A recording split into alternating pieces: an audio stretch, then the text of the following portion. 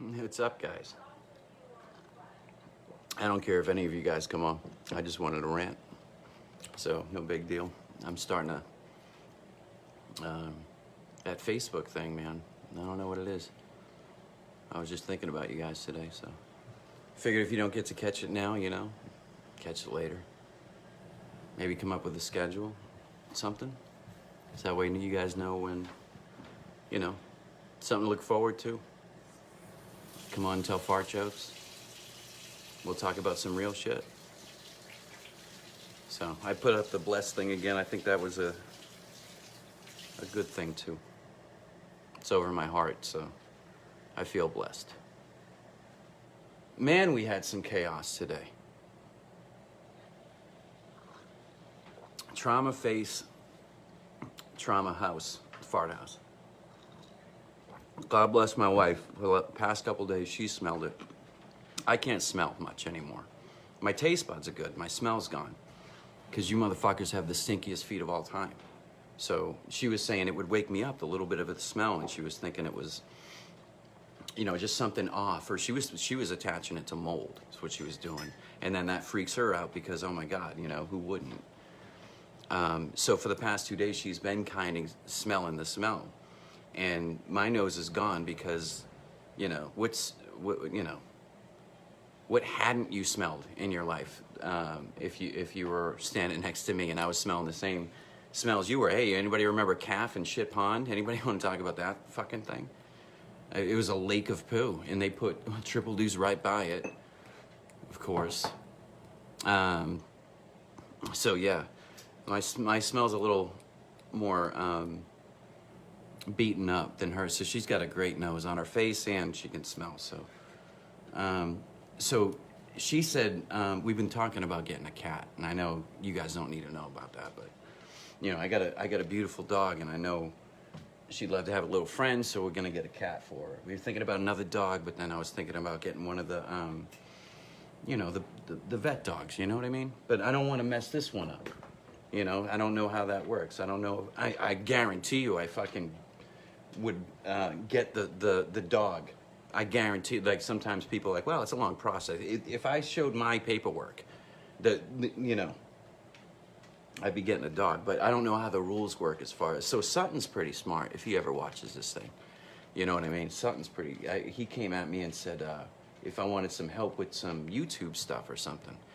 So that got me thinking about, I have a YouTube to watch, fucking Bill Burr, or fucking Joe Rogan, or Jim Norton, or I want to put, an old Patrice O'Neill clip. Are you fucking kidding me? Guys, all right, so I'll give you some tips along the way, because I think this is good. I think that you guys need to start getting into where this catalog of stuff comes from. The Army holds a great honor to what is the E4 Mafia. What was that? I think it was me. The E4 Mafia. So you hold court. There's no real court, but you fucking hold court. Ask Cirillo. That shit was running in 50 Deuce when I got there, and it had been running for the whole time the Army's been around. The E4 Mafia, making it fucking happen, Captain.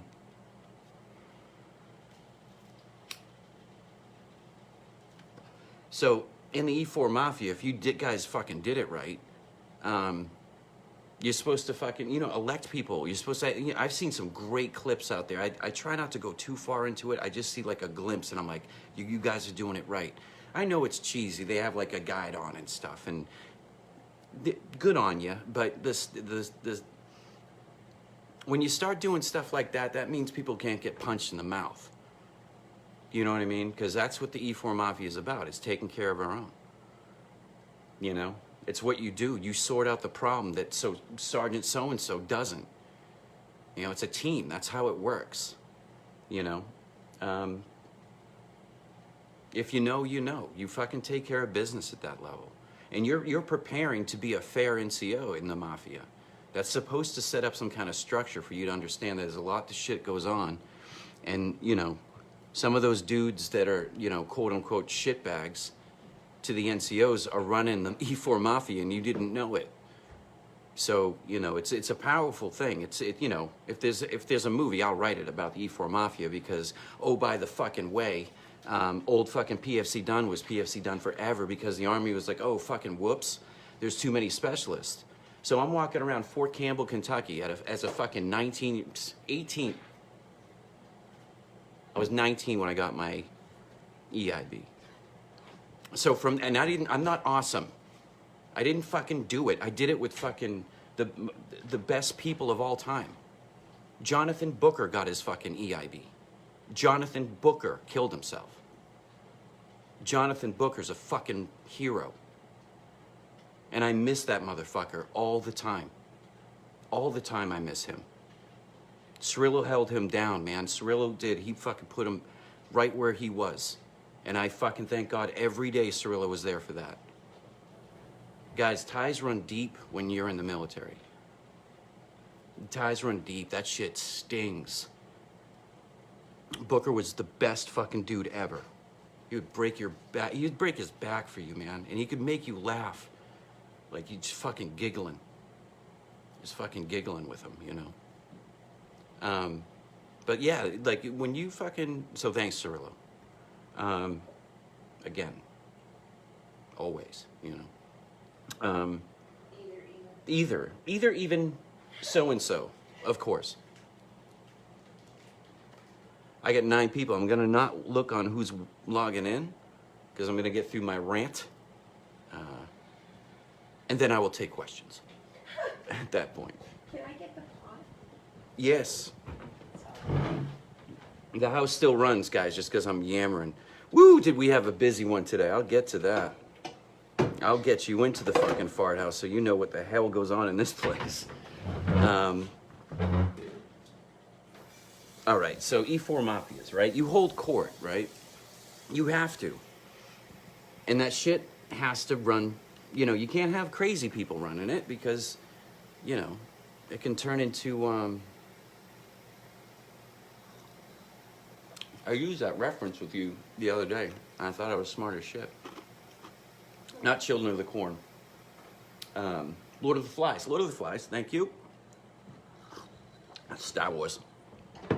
Lord of the Flies, yeah, like, because a mafia can turn into Lord of the Flies pretty quick if you don't get a handle on that shit. So how do you handle that shit?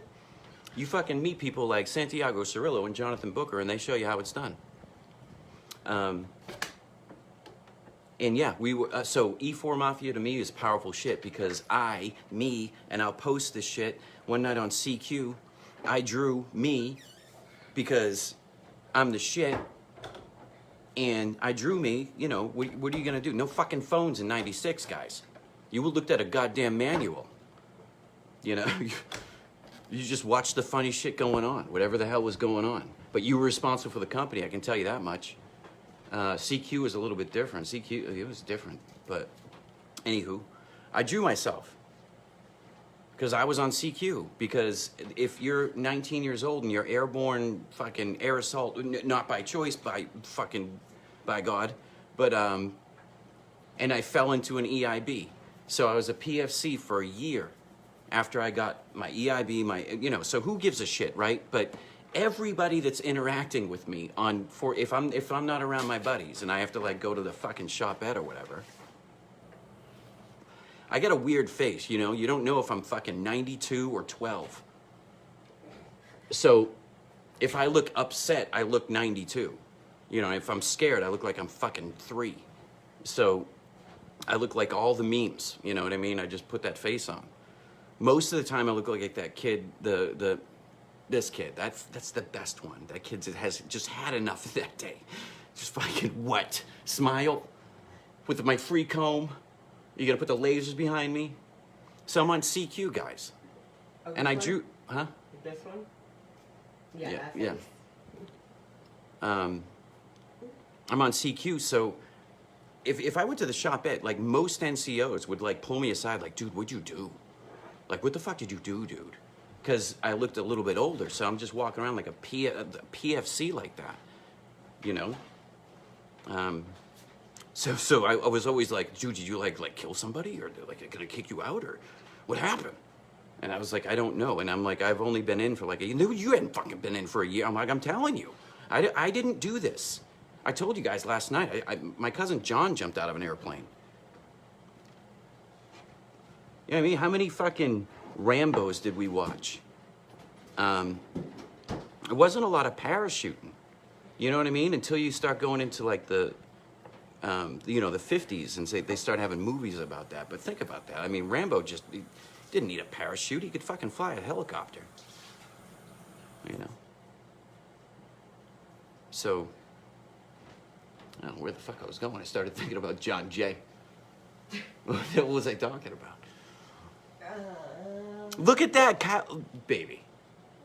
That guy is watching me. Who? Old Kyle. Kyle Ravmon.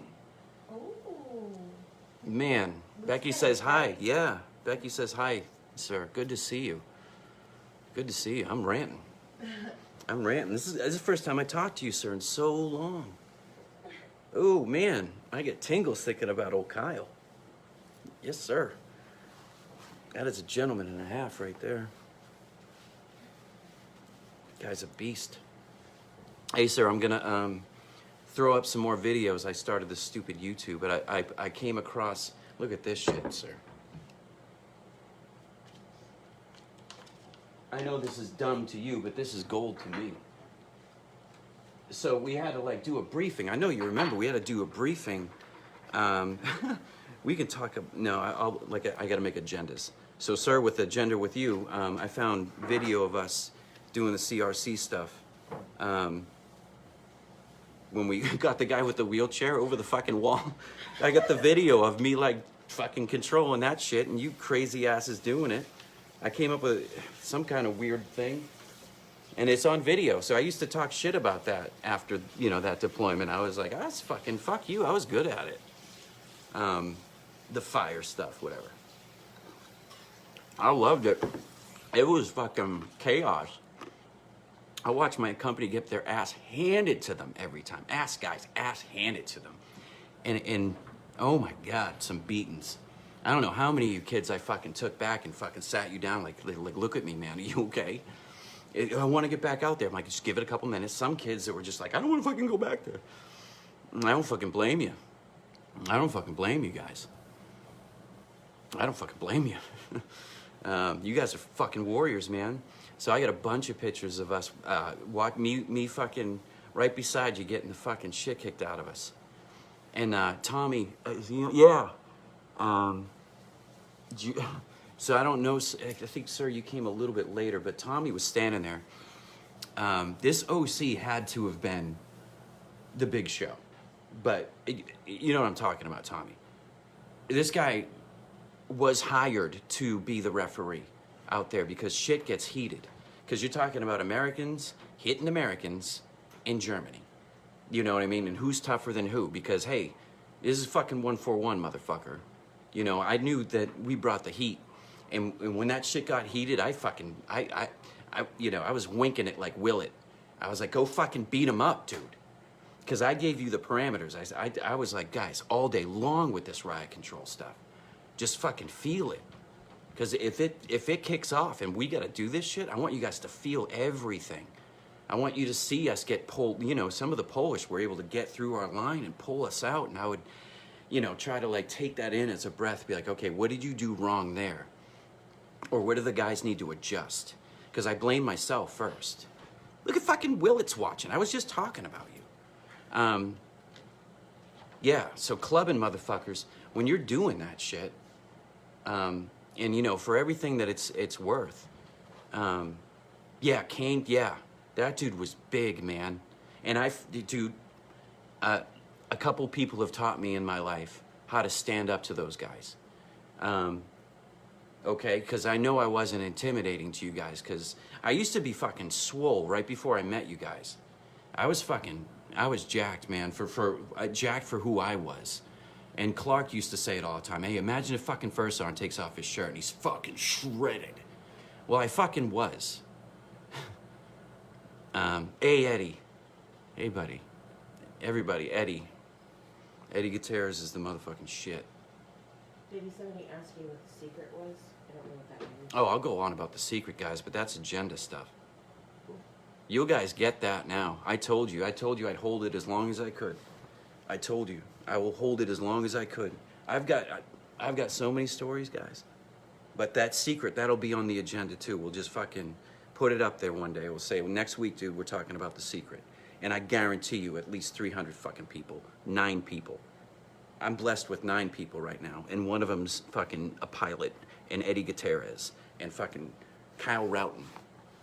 Sir, were you at, please, I know I didn't drink around you guys too much because I was worried about that stuff. I just didn't want you guys, you know, I would have started loving you like buddies, you know. And there's a line there.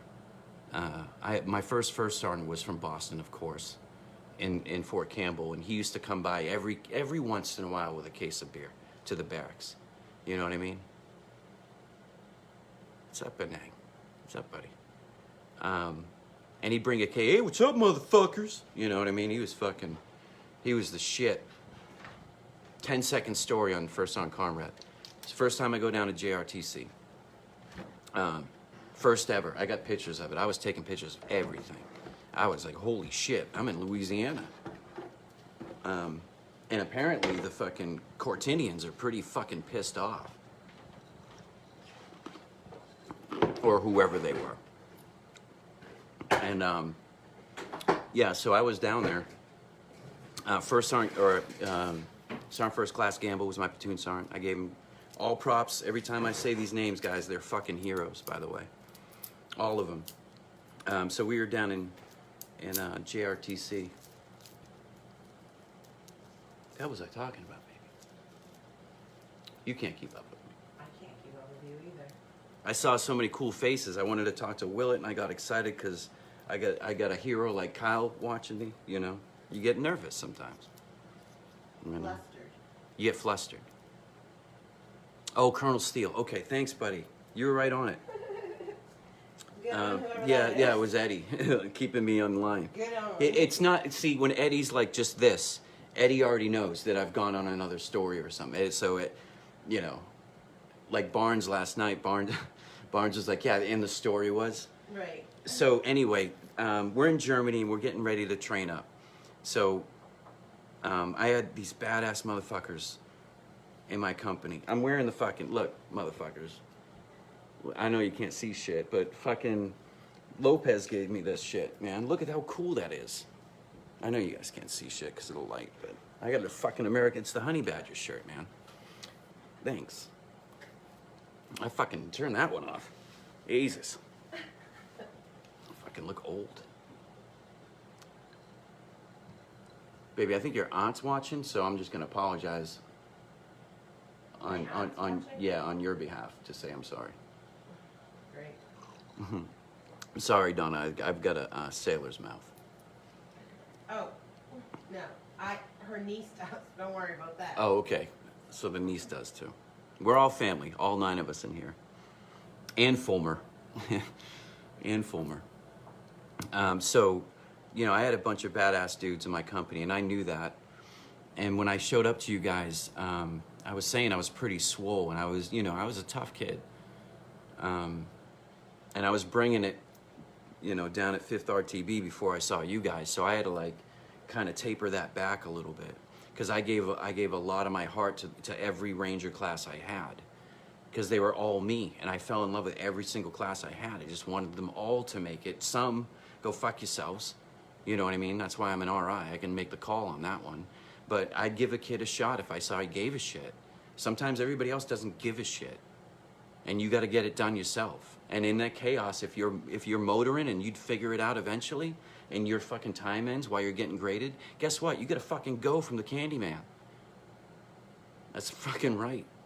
You're gonna bump into people like Kyle Roughton, who could actually tell you, like maybe one of his fucking friends, I was his RI, so I would like somebody to come back and say he was a funny motherfucker.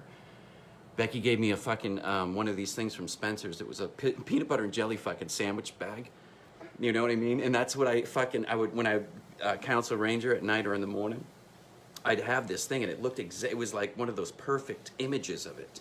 and it was all over it. So when you unwrapped it, it looked like I was gonna open a fucking sandwich. And that's when I would fucking start telling. So I'd hold it up like that and just watch them. I'd move it and watch their eyes and keep writing and just fucking, Ranger, it's not real. It's just a fucking, dude, right here. Let me tell you how to fix yourself. I only have like 10 minutes and I give a fuck. So listen. And then they would, you know, like either listen or turn off. So anyways, you have to finish the conversation. Just because they stop doesn't mean that you have to show them, Ranger, you gotta fucking sign that, bro. I know how you feel right now. You know, that was shit. And you have to sign that. I'm not gonna sign it for you. So, you know, I just come from that world. And being in love with every single Ranger student that went through. Wishing well on them, even if they fucked up. Wishing well on them if they hadn't left them making some pasta. Sorry. No, you're good. The house keeps rolling in the fart house. We'll get to the stuff that happened today, but so that's when I met you fellas, the 141 guys, as I was coming off that ride. You know what I mean? That was a great ride. That was a great ride. I pulled myself out of suicide there. So that was a great ride. Becky caught me. I was on the verge, guys. You wouldn't be 9 people watching this. It wouldn't be fucking, you'd be talking about this over my fucking grave, man. So Becky was there, and that happened in 2012. And I pulled myself up, and every time I had some trouble, I went and tried to get some help through the Army. You know, it's all documented in there. But I always told them, I said, do not take me off the line. Ever. Don't ever take me off the line. That's where the boys are. You need to be with the fucking mud kids because they're feeling the pain. And the more rank I got, I could almost protect you guys. You know, I could almost make it right, or at least give it, you could fucking see I cared. You know, it's all a fucking soldier needs is a hug once in a while. So, getting roughed up in Germany, because good on them, right, guys? Good on them for beating us up like that. And good on them for making that call that I know everybody in the company did not agree with. We didn't need to push a village down a street, guys. You know what I mean? But you know, if you're getting told that from higher, that's what you fucking do. You know what I mean? Until the shit doesn't work anymore and you still have the power to swing it, which we did because you guys held that line. It gave Captain Bowen enough time to put that shit in his brilliant head. And he looked over at me, and I know you guys are getting hit in the mouths. And we try to figure out, and so I'm going to put that up, sir. I was getting back to that story. I'm going to put that up, that video of us guys throwing people over fucking wheelchairs and, you know, making that mission happen on the ground. And right there is where we learned as a company, getting our ass handed to us that first time, is that we're going to get AAR'd. Oh, boo-hoo, right? But there was more lessons learned on the fucking ground than any other fucking place. I don't care what kind of I didn't have to talk to you guys much after that. I just fucking thanked you guys. That's it. Your squad leaders and team leaders will fucking now forever know that you can take an ass whooping. Because if 141 was to be filled with the shitbirds, and then I'm supposed to be taking charge of them, and then, you know, that's the look we got. Well, you're still sending us to fucking Kosovo. And Kosovo is maybe Kosovo to you, but Kosovo was a fucking speed bump to Captain Bowen and I. We knew it, guys. We knew it because we paid attention. I was so freaked out, man. Hey, I'm talking real shit today. I was so freaked out when they had that coup going on. Guess who was in the next building, guys? You know what I mean? I don't know. You don't need to go on Live Leak. And some stuff you don't need to see. So their country was in strife, man. They're growing. You know what I mean? They're fighting. They're doing it. They're trying to figure it out. And their military had issue. You know, no blame here. This isn't. I'm not holding court for that shit. I'm just saying I was standing next to the guy who was standing next to the guy.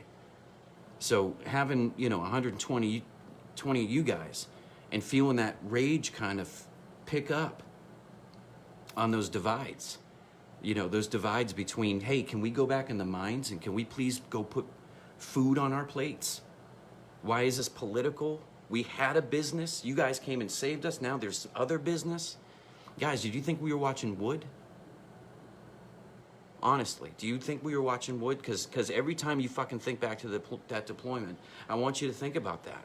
I want you to think about what we were doing over there. You know what I mean? And if it was Wood and I'm just crazy, well, guess what? They gave me a fucking company, so I inserted a fucking platoon to go watch Wood. Because Poe said it was a good idea. He agreed with me. Sergeant Taylor was on board. Crass. I was busting his chops on insertion that night about fucking some kind of bullshit he put in his pack. And I was like, bro. He learned that night, and that was it. Never had to remind him. You don't put that shit on paper. That shit happened. I caught him. You know what I mean? You kind of poke the bear a little bit. You're like, that was stupid. Because that was a long-ass drive out there to drop you guys off. Remember that? I think we did that one from Nothing Hill. And that dropped, you know, so if you're a fucking first sergeant, guys, right? And you guys are asking me, why the fuck are we at the gate? Well, I'm going to fucking start telling you right now why we were at the gate. Because I don't give a fuck. That's my fucking fob. Did you see fucking what happened at the Capitol, guys? Do you know what I mean? A little bit more tension, a little bit more weapons, a little bit more fucking pissed off that we're there because they can't work in the mines and we're trying to figure it out. Because even if, again, if I'm fucking crazy, then whatever.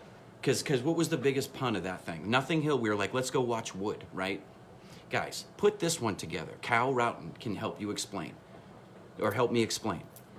If they're like, hey, you guys are going to go watch Wood, and then Nothing Hill, which was the best, was right outside of that mill, the wood mill, guys, wouldn't we just ask where he got his fucking wood from?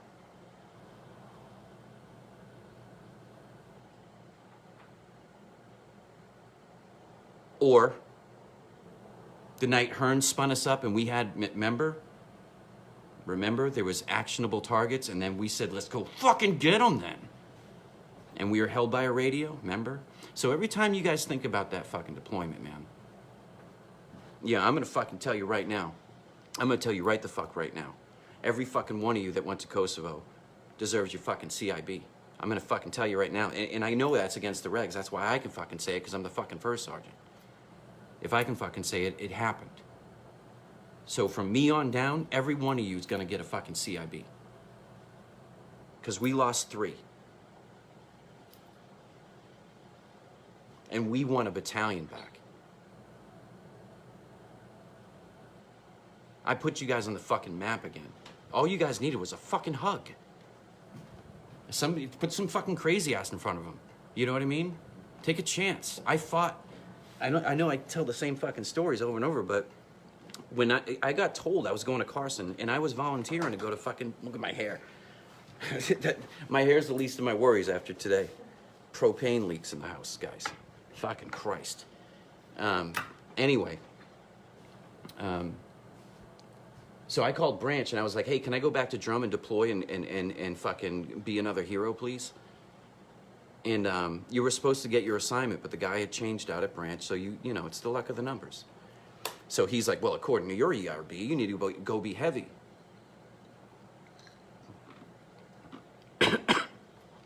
I wouldn't have argued with the guy if his boss hadn't come down to 5th RTB the week before and said, we're going to start homesteading motherfuckers.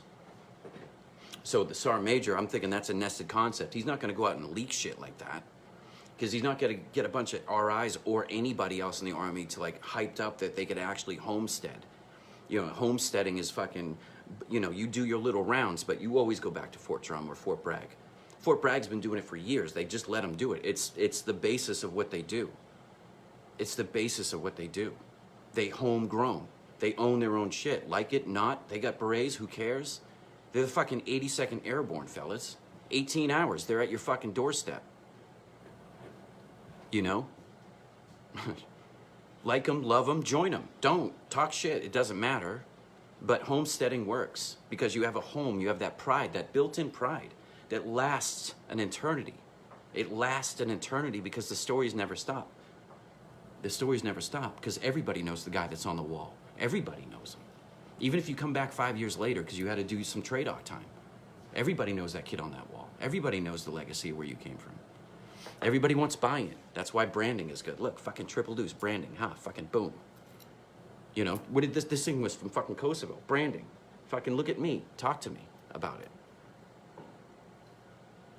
I'll tell you all the stories, obviously. And it's not because I'm awesome. It's because I was standing next to fucking people like Eddie Gutierrez and fucking Sergeant Tootsie, who's fucking knocking it out of the park. And Jaybird's watching. Hi. Is Paul watching?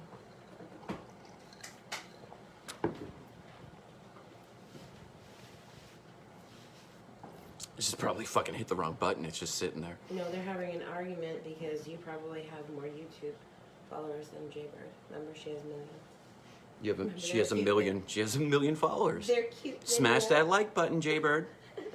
Fucking, she's watching. So let me get back. I'll defend Tommy Sargent in another story, which I seem to always be defending you, man. I was taught young, you go after the bull. Doesn't matter. Doesn't matter. You take out the biggest one in the fucking room. You know what I mean? And if it takes you 6 years to do that, and that's your goal, that's what you do. But you walk into any room and say, I'm gonna take that person's job and I'm gonna run this shit.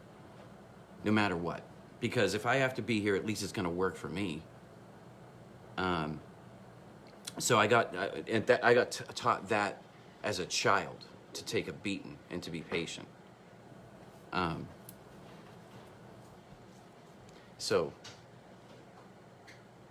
When Tommy was getting roughed up, and it wasn't getting roughed up, guys.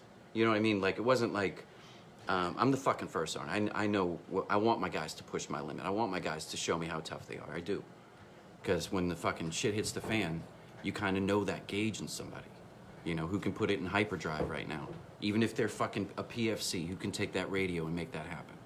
You gotta know those people. Tommy Sargent was a young kid that I'd hand the radio 9 times out of 10. Today, 10 times out of 10. You see how it works? I give him that levity. I give him that chance to fail. I don't hold him to a standard that I couldn't achieve. Same thing with Tootsie, out there making it happen. You know what I mean? He's, you know, talking to him about it. Just, hey, nug it down, man. Nug it down to your level. Save the squad first. Don't worry about fighting them. You save your boys first, and they'll fucking respond. And if you do it right, they'll give you the opportunity, and then strike. Be bold. So Tommy was. Tommy was sticking up for 141, and then Tommy got hit in the face by some other clown. You know, who's acting as whoever the fuck is going to be beating him up maybe in a month or two. Almost, always, somehow, also. Either evens. So I ran over there, but I didn't know they brought the big show. It was like Big John Studd without a beard. I guess that's the best description of this guy. Because his hat was like screaming under his head. And it had to been like at least a fucking 8.5 or 9. I think mine's 7 1/4. You'd think I'd remember that. But this guy's hat was off the fucking chain. And he, you know, when big guys like that get upset, their faces get red. So now I knew he was Irish, and so am I. You know what I mean? You don't have to be fucking a genius to read people and where they come from. You just look in their eyes, for Christ's sakes. You know what I mean? You look at somebody like Sergeant Taylor's eyes, our platoon sergeant. You just know. You just know he's got it and he's seen it, and he'll fucking take care of it. So, mano a mano, I went up to defend Tommy and a bunch. You guys are standing there, Willett. You guys know. And I ran up to the guy. And I kind of broke roll as first sergeant. I put hands on him. You know? And it got rough for a second. And then, you know, obviously, I'm not going to die on that cross. You know, we got better days to fight. We're supposed to be get beaten up, and I just didn't want to see it get escalated. So I went after big guy for a second, and I don't know if you guys saw that. That was fucking cool. I was hoping somebody was watching me. At least I would have got punched in the face. Somebody could have told you what I was doing before it, would have gave it credit. You think I'm going to be able to take down Big John Studd, guys? I'll give it my shot. But if he fucking lays me out, at least the buildup of the story is I was defending everybody's honor there. So after everything cooled down and we kind of went to Big John Studd, and he's like, hey, one of your guys is fucking... one of your guys was having a rough time out there or something like that. And I was like, dude, you ate one of my guys. Like, there's one, you snacked on one of my guys this afternoon. Whatever guy I'm missing at the end of fucking Manifest before I leave here is in your stomach. The guy was giant, so I can only imagine when Tommy was swinging, when he saw Big John Studd come over the top rope, you know what I mean? It must have been fucking hilarious. I'll try to see if we can see it on the video. I'll post it. You guys figure it out, man. You Monday morning quarterbackers. You can see me running around like a maniac. You can see Captain Bowen's brain working. That's fun. You can fucking like squiggly fucking, you know, put graphics up there. You know, this is where he was awesome again. You know what I mean? This is where Blake was, you know, Blake. you know, not a swear came out of his mouth. But man, that kid could run a 4-minute mile, couldn't he? And then what did he go do? He went to go be excellent, didn't he? A lot of people from us guys, I hope you guys pay attention, 141, about who was on our manifest then and where they went to. What's up? I'm looking at Ruiz, guys. Done, what's up? I have no ad on your live videos to notify me. I wish we could kick back and have a tall boy and hang out all day. Oh, man, yeah. That's what I was talking about earlier, buddy. That's Ruiz, man. Ruiz is a fucking hero, everybody. That kid's a fucking goddamn American hero. 100%. 100%. Ruiz, do you want me to tell you why you're a hero? You want me to tell him about the patrol base? You can tell. Like I said, if you wanted to jump up on here and tell that story, man, because I got my version of it. Hey, Woodbury, dude, I've been meaning to say something to you, man. You're a fucking class act, man. Do you remember fucking the night that Wright took your car and fucking... Do you remember... I gotta ask you. Yeah, we'll tell that story.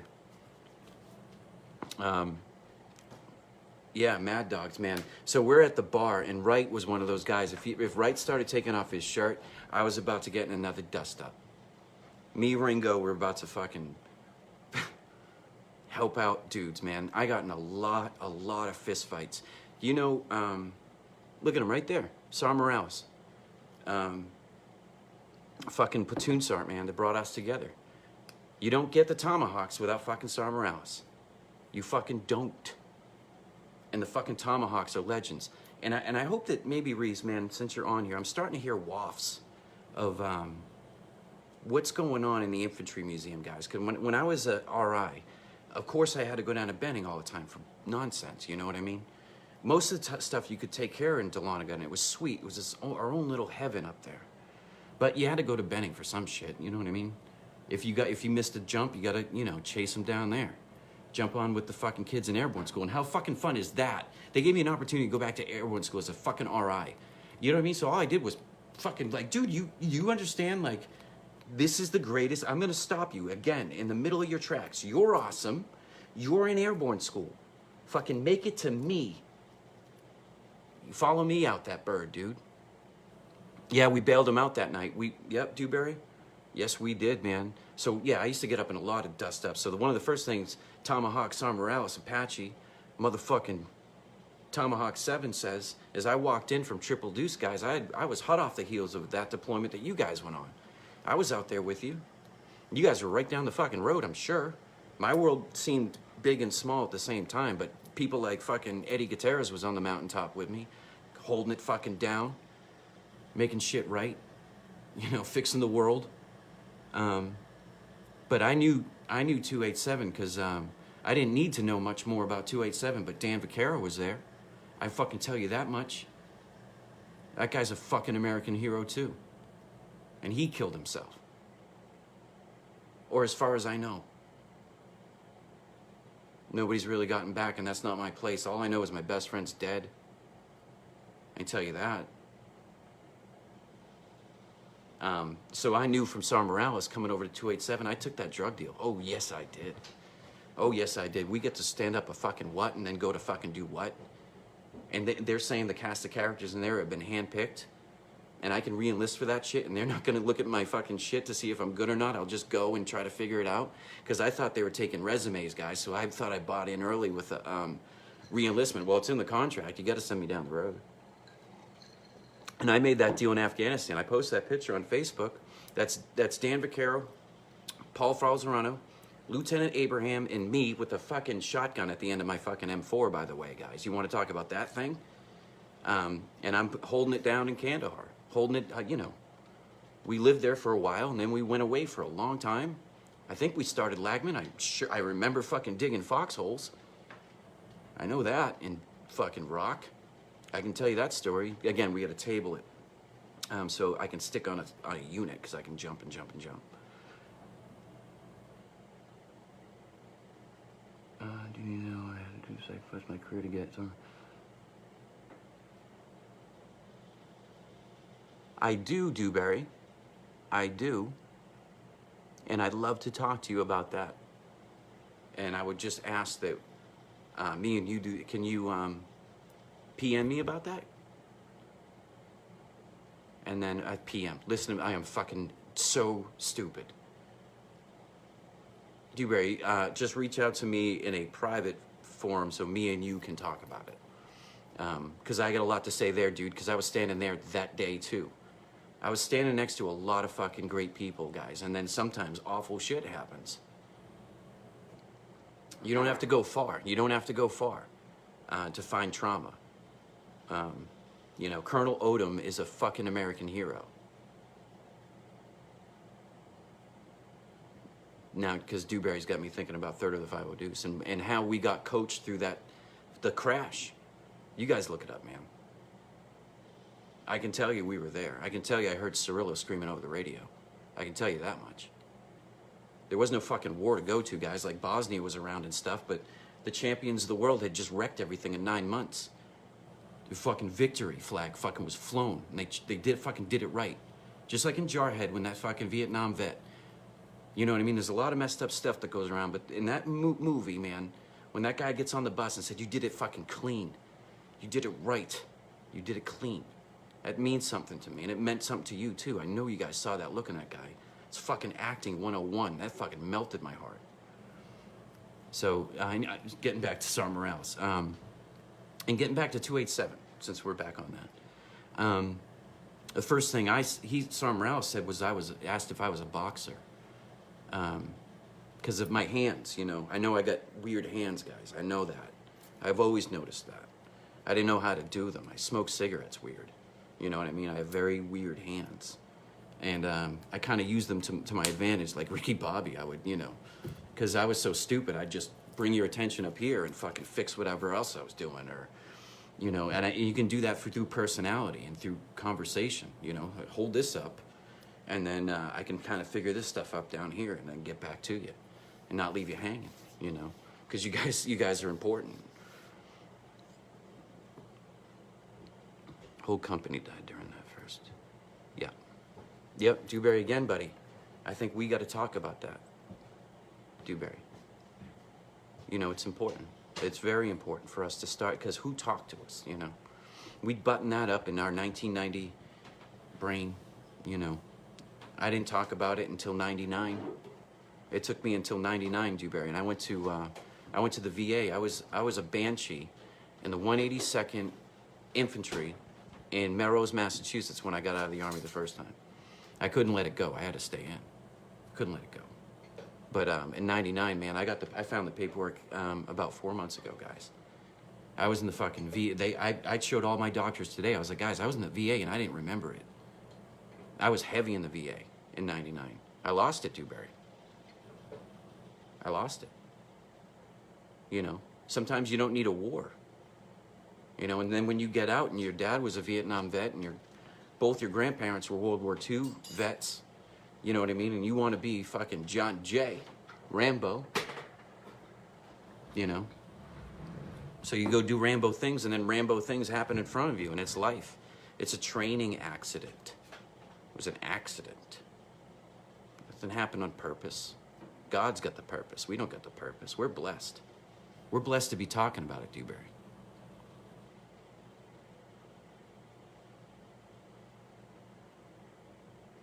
Yeah, buddy.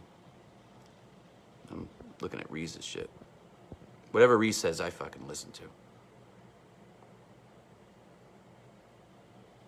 I love you, man. I love you. Can you imagine the bro hug we're gonna do? I'll have Becky tape it. Fuck, you're the recorder, dude. You set that shit up. Like, make me look fucking good, too, in that lighting. Because you look fucking fantastic, dude, and I know that's a filter. Hey, dude. Ranger fucking McCutcheon, dude. I love you, buddy. Ranger McCutcheon just got out, so there you go. Out of the 12 of us. Eichenberger. That's like a general's name. JD. What's up, buddy? I know you from somewhere. Yeah, Samuel McCutcheon's a fucking American hero. Look at him. He's probably flexed. Yep, look at him. I have this on my iPhone, guys, so. Yeah, I'm looking at Sammy right now flexing. Of course he is. Look at me. But that's why I fucking love you.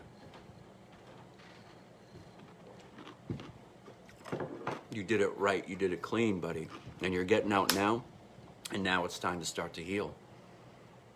Alpha Company 287, yes. I'm sorry, I forgot. What did you go on the Tillman deployment? I'm sorry, I hear Eichenberger and I start thinking of generals for some reason. And I wish I could promote you right now, because if you're talking about Alpha Company 287, I'm talking about fucking legends. McCutcheon, legends, dude. That place was full of them. I just stood next to them. I might have smelt like them a little bit, but those guys are the fucking men. They and the women. You know, there's a woman. Speaking of one, she's got to go eat dinner. Oh, you too. Take care. Always hit me up. I'm always around. I'm always around. Your uncle flew Cobras in Nam, dude. And then you went to Alpha Company 287. So your family is a legendary family. That's why Eichenberger sounds like a general to me. Because your uncle flew Cobras in Nam. And that's why you joined the Army too. Because we watched John Jay do it, and we could put it on our family's face. You know what I mean? A lot goes into those movies. We watched The Struggle of Rambo. Don't tell me, guys, that when you watch the end of First Blood, don't tell me. Just don't tell me. Don't tell me you don't hear every word that he's saying at the end of that. And what did he want, guys? A fucking hug. From who? His dad. The guy that sent him out into the shit.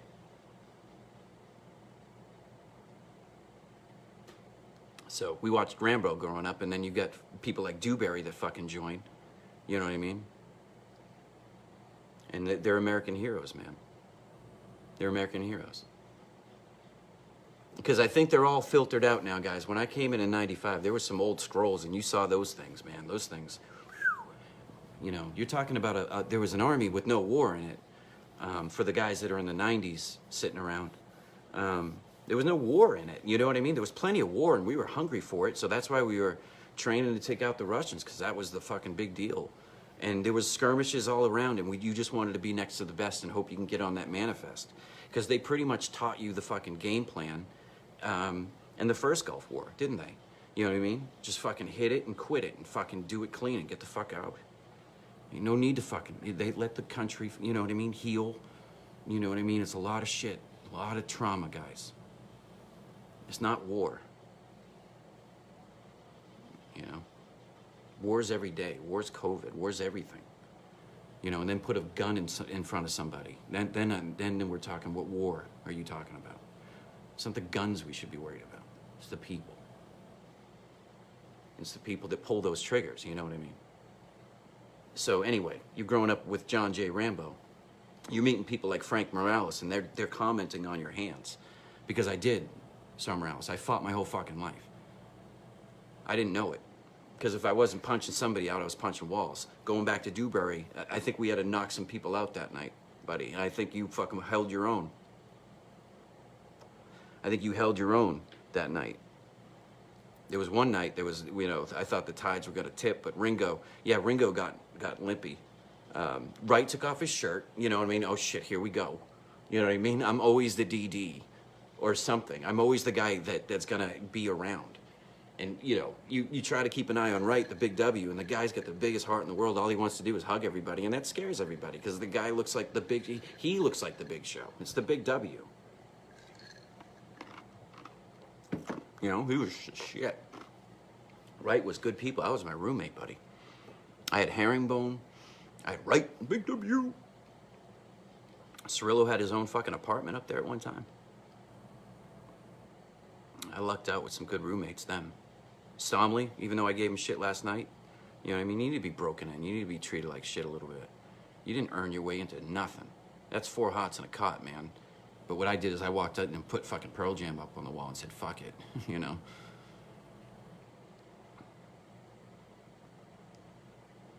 And win, yeah. Yeah, we did kick all the bounces, ass Dewberry. Thanks for throwing down with me, dude. You're a tough motherfucker. You know, if we could get right, he would have been a fucking wrestler himself. That kid was hungry for it too. I know he chased it.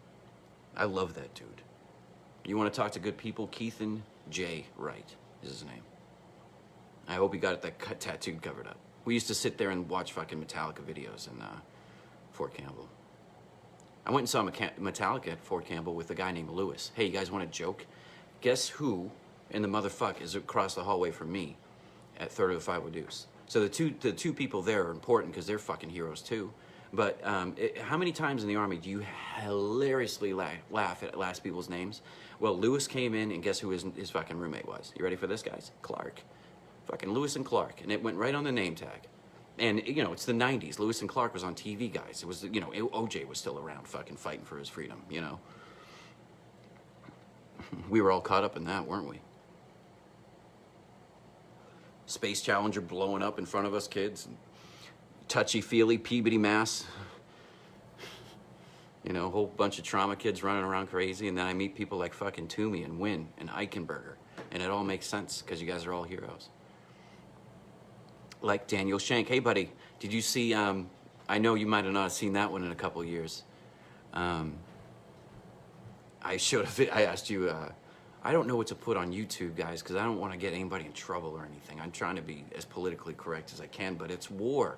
I want somebody to look at it and go, that's fucked up. And I'd be like, well, yeah, it is. It's fucking war. And we've been doing 20 years of it. Where the fuck were you? That's what happens on mountaintops. That's what fucking happens. You know, it doesn't look like the movies sometimes, you know. I'm the movie sometimes.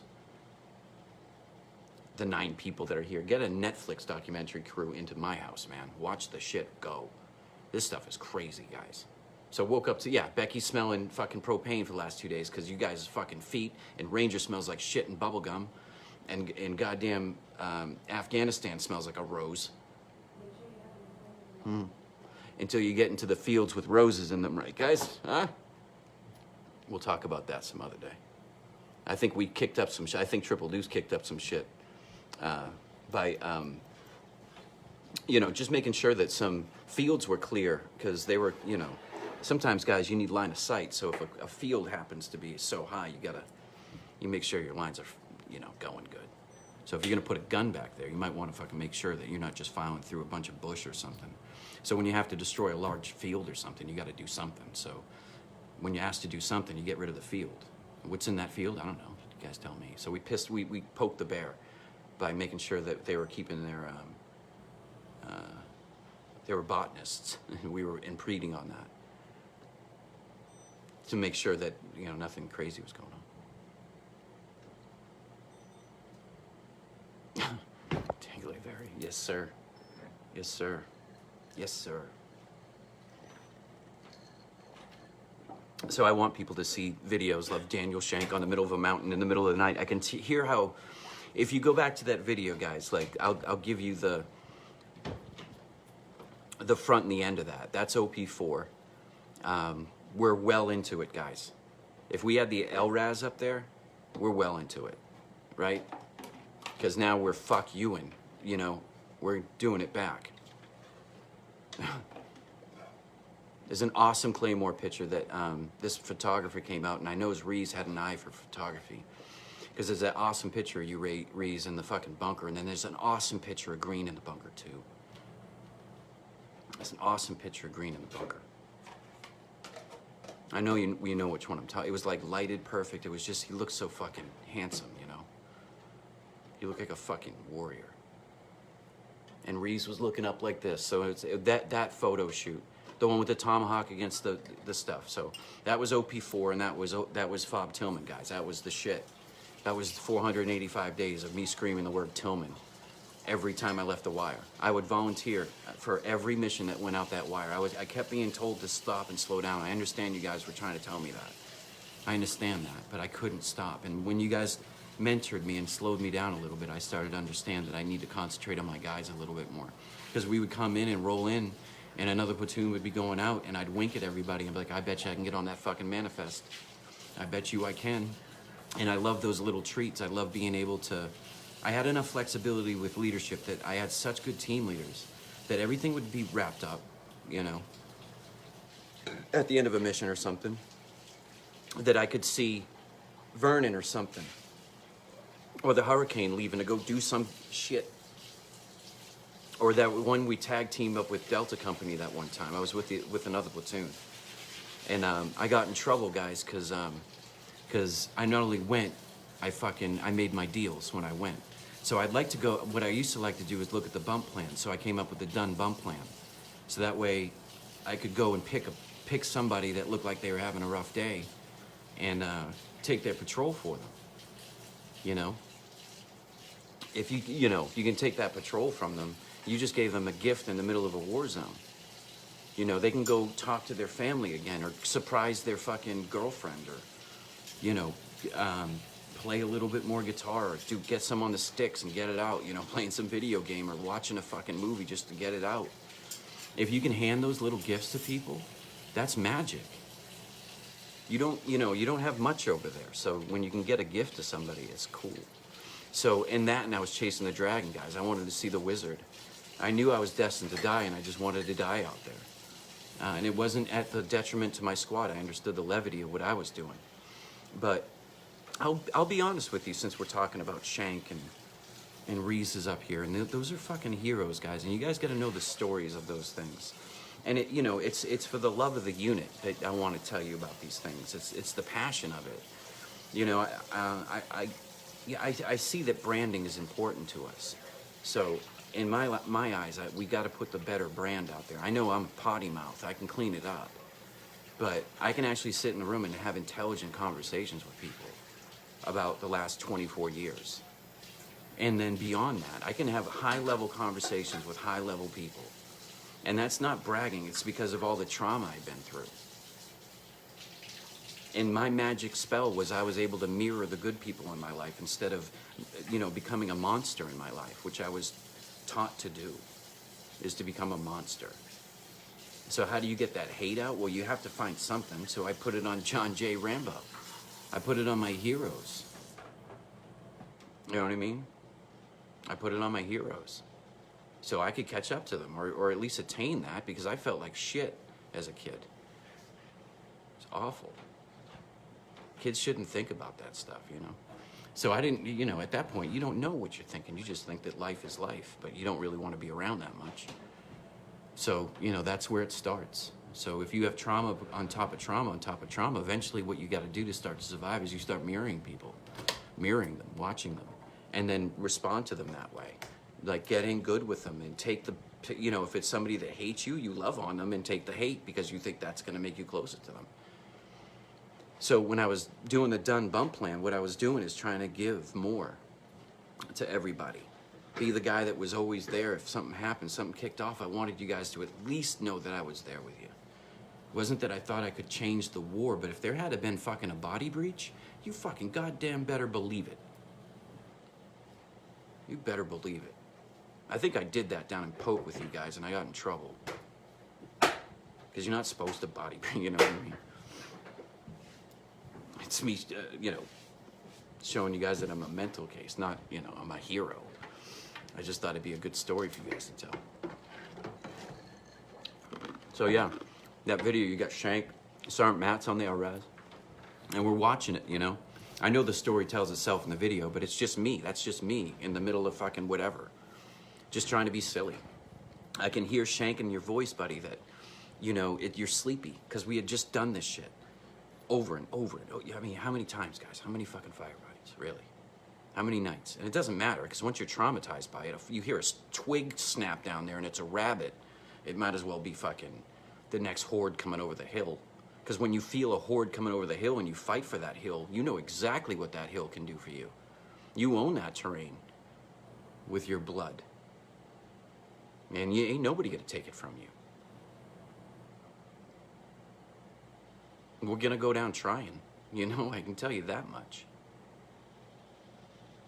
So you can hear Shank sleepy. He's not grumpy, guys. He's just sleepy. You can hear it. Because he forgot his map in a bunker. And I had mine on me. I just happened to, always fucking have a map. I stopped tying them down a long time ago. When we, you know what I mean, with maps. We'll talk about that later. But the map's your fucking best friend. Ask Becky. She's sitting right here drinking fucking diet ginger ale. I'm the worst when I get on the road with a car, but if you put me in a mountain, I can fucking get you there. I promise you that. I can ride ridges all day long. I know where the gullies are. I know how to use my terrain. It's the freaky stuff. It was the freaky stuff that freaked me out. Is like, remember a guy like Eddie Gutierrez can tell you about it. You're walking in the middle of a fucking dashta, and nothing for miles, and you come across, you know, gypsy nomads just living in the middle of nowhere. Those are the creepiest days. The fuck? Not only in the, you know what I mean? What do they have? You know, I know what carnies look like in America, guys. Those guys are, you know, they're the salt of the earth doing the tour. But they see every broken town of America, so they got a story to tell. How about those guys write some books and tell us what to watch out for? I bet you there's great people that did the traveling carnival show, and then there's people that have no other choice but to do it because it's how they were taught. And then we run into these people in the middle of Afghanistan, so you're like, wow, if they're not hanging around those people, what do those people have in their tents? Obviously, Hannibal Lecter lives here. Obviously, the Blair Witch is true if you're doing it at night. You know what I mean? Walking into other people's culture, something, you know. But Eddie, if you guys remember walking in, I'd be like, holy shit, there's a well system right there, guys. So now I'm going back to John J. Rambo. You know what I mean? I'll do it. I'll go in there. And I went in there and I kind of made a joke, but guys, those things went on for miles. You know what I mean? I put up a story the other day about a tunnel rat in Vietnam. I hope you guys fucking read that. I'm not gonna belabor the point. The guy's a fucking hero, it's an interesting story, you know? Somebody was complaining about Target the other day, you know? And that guy's he did palm strike 2 fucking teeth and made it out of the fucking rat hole. And to write about it, no wonder why. You know what I mean? We're a mess, because then he came home and he was shit on. And then he taught us how to shit on. So we never give each other credit. And then this unit's better than that. And then I don't mind it, guys. But I know there's this weird thing like bro vetting or whatever the fuck that is. Whatever that stuff is toxic. Quell that shit when you see it. You know what I mean? Quiet professionals are all of you. You know, and I understand that. So that's, you know who a quiet professional is? I couldn't even watch it, guys. I'm fucking telling you right now with my Triple Deuce hat on. You know, to see the way that this country's tearing itself apart. We already had these conversations, right? It was already uncomfortable for a while, but Archie Bunker lived next to the Jeffersons, and they seem to be doing just fine. If we just went back to that, we could fucking start having at least a conversation. It took a season for Archie to get over something, but Mr. Jefferson tried. Hey, we're people. We're people. And then the Jeffersons moved on up, and then we mirrored that in America. Like, okay, then America's telling us we gotta fucking accept this. Guys, we put Obama in the, I think he's my boss. Of course, yes, more? Female president? I don't care as long as she gives a fuck about veterans. How about that? How about we start with that? Lincoln said it. What happened to the paperwork? I had to watch my own shit, you know what I mean? I found paperwork that I was in the VA in '99, and then I found paperwork, motherfuckers, that I was a first sergeant Triple Deuce in 2010. I forgot. I shamed myself out of that because I didn't think I did a good job, but guess who told me I did a good job? Kip Burris. How about that name to 8 people watching? You guys know who Kip Burris is? The fucking goddamn American hero. Loving on NCOs and soldiers from day one. You should see the way that guy loves his kid. If he loves his kid like that. So he pulled me off to the side. They tried to put me in for the Aubrey Red Newman Award, and Battalion fucked it up, Triple Deuce.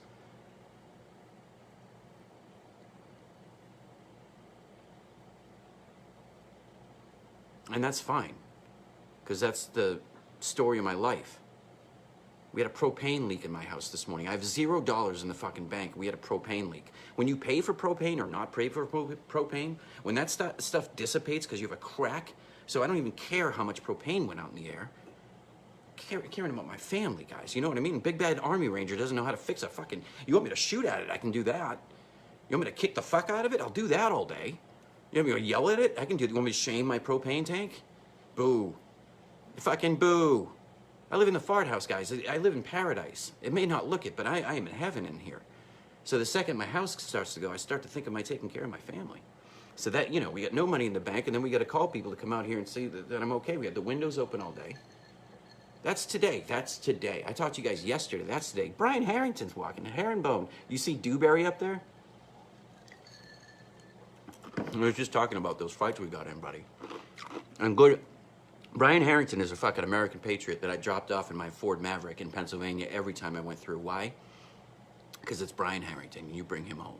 If you're gonna go by his town, Allentown, I think, right off of Allentown, you fucking bring Brian Harrington home, you meet his parents, and you shake the fucking hands of a hero. Because they made somebody like Brian Harrington for me to hang around with and be goofy with. Big Bird Harrington. Trauma faces. What's up, buddy? I love you so much, man.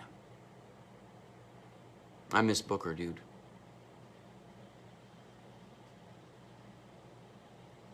Yeah, the Mav, dude.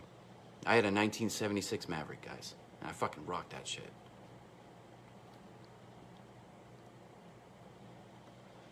Fuck, I had it when I was dating you. Oh no, I got the picture right behind me. I put the pictures up, guys. If you guys want to see my history, I put a picture of a fucking 1980 Ford Fairmont, 82. It's fucking 82, dude, or whatever, you know? And I drew all of it. Becky and I's big gift. The big gift she got me that year, guys, you want to fucking know what that was? I got to see my fucking heroes. Do you remember you took me to that? Mm-hmm. I sang every song. I sang that night, guys. I know I had my guitar out the other night. I was going to start singing for you guys, for the 7 of you. Because I sang before. Let me plug in so I don't fucking lose this story. Thank you, baby. If you guys saw my rig right here, so an old broken-ass computer is fucking holding this iPhone up in the fart house.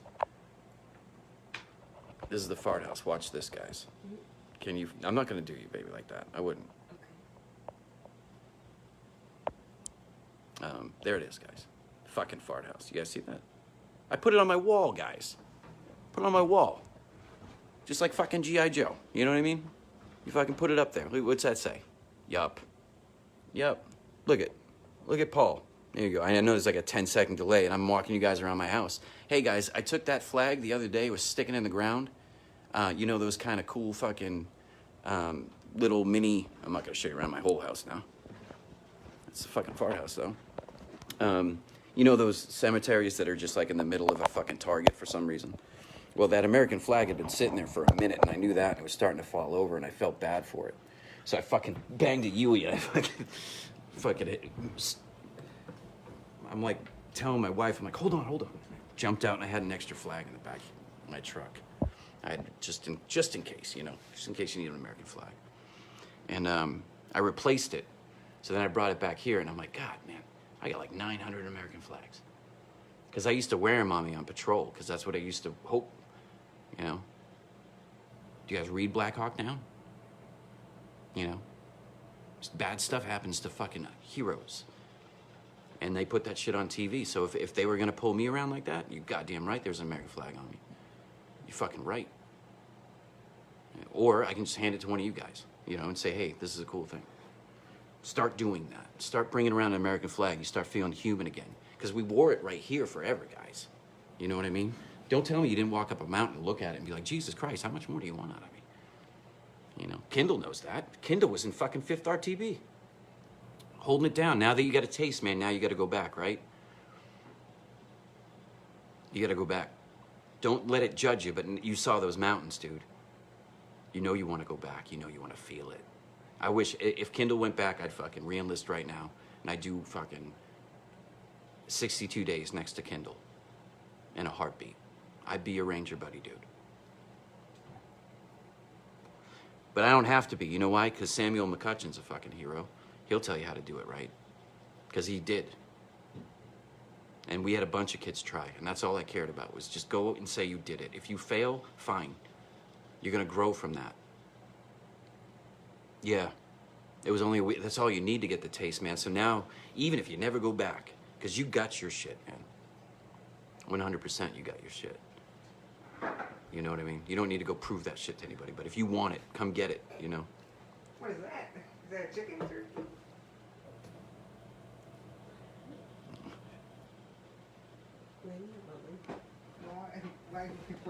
The house keeps going, guys. You know what I mean? So we had a propane leak today. God bless DF Richards, they came out, and it only took them a couple hours. There was a crack, because it had been freezing here, and then it was supposed to snow. But, you know, things expand, and I'm a dummy. And then they had to come explain it to me. All I cared about is that we're good. And the heat came back on, guys. So, welcome to the fart house. I would still be doing this shit. I'd just be doing it like all bundled up in my old shit, telling you guys how much fucking fun life is. Because some days you wake up, guys, and the $1,000 you put in your propane tank, that now is gone. You can't just bottle that shit up. You know what I mean? It's like it spills. It's out there. So you can't buy insurance on that shit. I think you can. I'll look into it. It just happened today. Just trying to get through the day. I'm just happy we have hot water and heat. All right, buddy, Shane, we'll line it up so we can do some, I know you're good at that stuff, man, and I ain't gonna beat you up for it, but I know you can help me out a little just to make sure my Facebook doesn't look crap or something, you know? That way we can start having conversations with everybody. Because I know 9 people is awesome. If I get to talk to 9 people today, I will, buddy. I will. Just put fart house. I'll send it to you, man. I'll even write it down so I remember.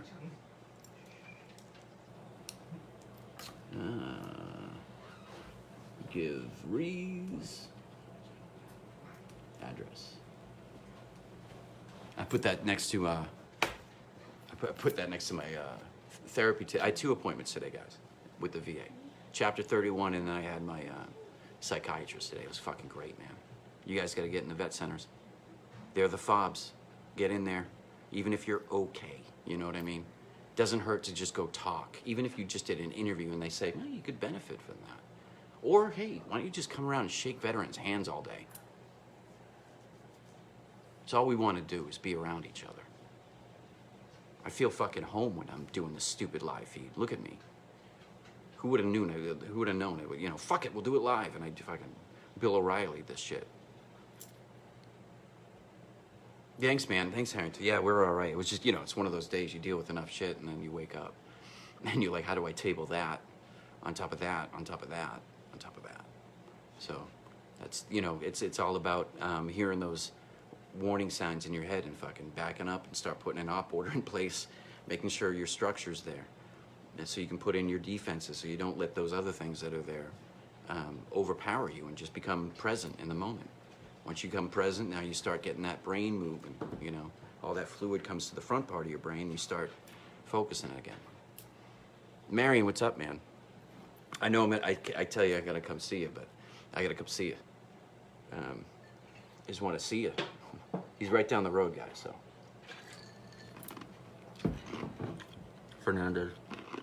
I told him I'd invite him up here. I committed that to this family, bringing a Fernandez into the house.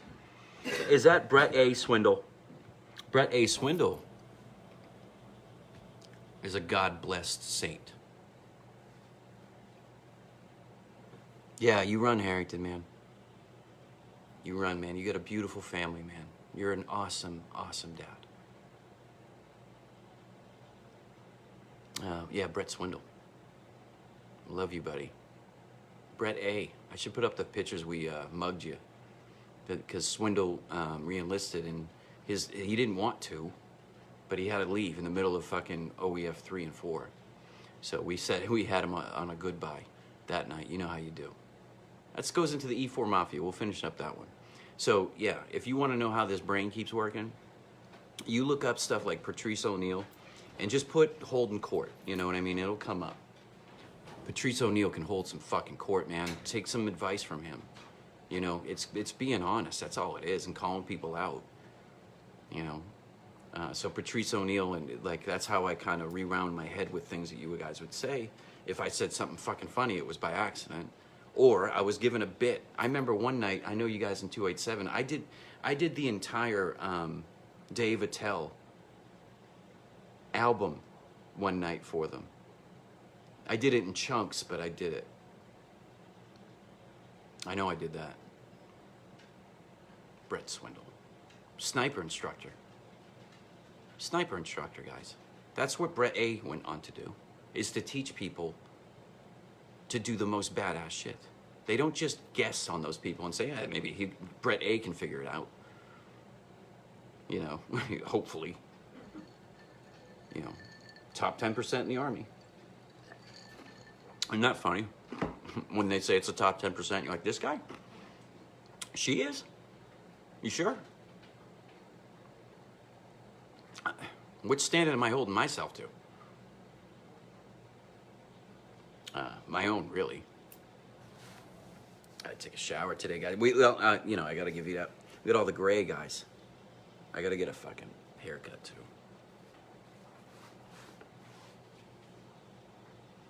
Oh, thanks, buddy. Thanks. I'm not gonna. Don't worry. I'm not gonna turn this into like a gaming thing or something. You know what I mean? Like you start following people, even if it's the 6 of you. I'm not gonna be like, hey, watch me Call of Duty this guy or fucking. You know, I'm into that. I love gaming though. I'm really starting to enjoy that stuff. But I keep going back to my old favorites. I was gonna take a picture of my Atari downstairs and show it to you guys. I still got it. I was always a fan of it, but you guys love the video games, and I knew I had an addictive personality. So if I would have started, I would have fucking kept going. You put Resident Evil in front of me, I'm fucking playing it. And not, you know, I know there's an argument about it. You see, look what happens, Marion. I'm not gonna turn this into a fucking, I know about video games, guys, not a lot, but I have my favorites. And I play them over and over because it's a safe little world, isn't it? I can right now plug in and go storm the beaches of Normandy with my buddies. And try to beat the game and like make it so nobody gets killed. But it's okay when they do. Because they're just little heroes on a map, you know? Oh, what I've been playing. I hate to ask this stupid question. There was a Call of Duty game that had an Afghan map on the multiplayer, but I don't like multiplayer. And I don't think 6 people should listen to Mary and PM me, man. Last of Us is my favorite fucking game. And Resident Evil 4 is by far the best game. Last of Us blew my socks off. I can't play part 2. I don't want to lose Joel. If that makes sense. Reeves probably knows what I'm talking about. Reeves knows. You don't want to, you know, I bet you I could ask Reeves what he did at the end of The Last of Us. Spoiler alert. What decision did you make? Becky, God bless Becky, watched me play the whole game. I did it once for her. I got it down. Not like I'm a speed thing or anything, but I found all the collectibles. I mean, it's The Last of Us. What a map. You start off in Boston, by the way. That doesn't happen by mistake. So yeah, I wonder what Reeves did at The Last of Us at the end of it.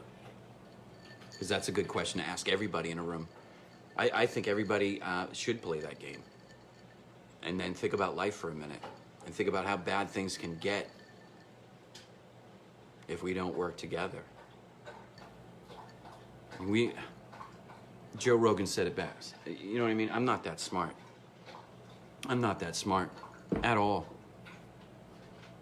I got 2 kids that I love more than anything else on this planet, and I have an angel that stands by me through everything. And she's a diabetic, and she had a heart attack 2 years ago. So, you know what I mean? My family's my hobby. But, you know, if people knew how chaotic the world can be, you know, Joe Rogan said it best. Like, I'm not the smart guy. If I handed you an axe, how long until I have internet? That's gonna be me out there, guys, because I'd be defending the fart house for sure, but I gotta get insulin, guys. You know what I'm saying? That shit's not cheap. Now or fucking when the balloon goes up, you know what I mean? So if 8 people are watching, let's keep everything nice. We'll just, because I want to work through this because we have internet and we're on live, stupid stuff. Who knew I'd be sitting here talking to Reeves again? You know, World War II guys didn't have this stuff. They had to write letters, and that built patience. Hey, do you guys listen to the Jocko stuff where he gets into it deep with, you know, the POWs at the Hanoi Hilton? Do you guys listen to that stuff? I'd recommend that stuff because you're looking in the mind of brilliant people that are able to go within themselves and create an E4 mafia and a chain and a system and hope. So you don't have to feel so alone all the time. This is the most beautiful story I heard. These two guys that were in the shit together forever. And they just talked forever, just like I'm doing here with you. I'm just talking to you. You know what I mean? So, and Jocko, I don't ever want to misplace names or anything, but you just got to go back to the Hanoi Hilton stuff and really think about that stuff for a little bit. You know what I mean? Imagine a whole world not knowing if you're alive. You know, the parents got it's MIA, guys. Got it right here, right behind me, MIA. Can you see it? It's next to Paul. Paul's right there. I always got Paul right behind me, guys. And this fucking thing, you know what I mean? You find little treasures, like fucking Sodden Major fucking thing. It costs like $2, dude. How fucking awesome is that? You know what I mean? Branding. We got to do better branding. You know what I mean? You put my fucking face on there. Would you buy it? The 10 of you?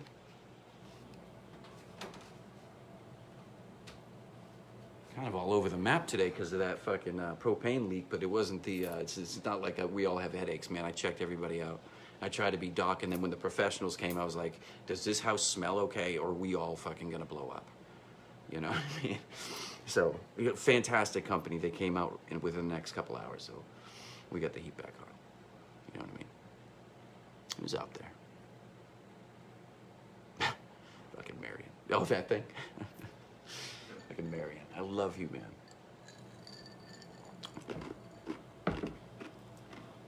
Oh, man. Devon Davis. I know I go in close on the screen because I only have my iPhone. I'm doing this on my iPhone. You would think my 2006 computer could fucking handle it, but I don't think it can, guys. If I went live on this, that thing would die. That would be its last leg. It's the same one I had the whole ride, guys. Well, I know I sold Satriano my fucking computer. You know, I didn't even sell it to him. I said, dude, if you can clean this thing up, you know what I mean? You know what I mean? I gave my fucking computer to one of my soldiers. And Nicholas Satriano is a fucking goddamn war hero. Where's he at? Where is that kid at? Guys, get this. We were about to leave for Afghanistan. This is 2003, man. The pipe's still hot. You know, deployments are 6 months at the most. And we felt lucky enough to be able to go in 2003. There was no Iraq, you know what I mean? It was, you could feel the tension, obviously. But we kind of had a playbook from a couple years ago. And those guys seemed to figure it out in a couple months, so there's no need to have a fucking another Vietnam, is there? Is there, you know? We already learned those lessons, so we tried to do it better with precision, and we got good at it. You know, and then you get into the political stuff. All I did was chase it to find you guys out there. I know if you guys were out there, I needed to be out there, and it's not because I'm a hero. It's because I wasn't going to be the one being told I didn't do anything. If I was going to, because I can bitch, man. I can fucking bitch. You know, like I can go on for hours. That's why I started live streaming, so my family doesn't have to listen to me, the cleaned up version of half this shit I'm talking to you guys about, because you guys can understand me. You guys are pen pals. You know what I mean? You're brothers for life. I believe that man's that guy's an officer. Man, you're a great dude, man. You're a great dude.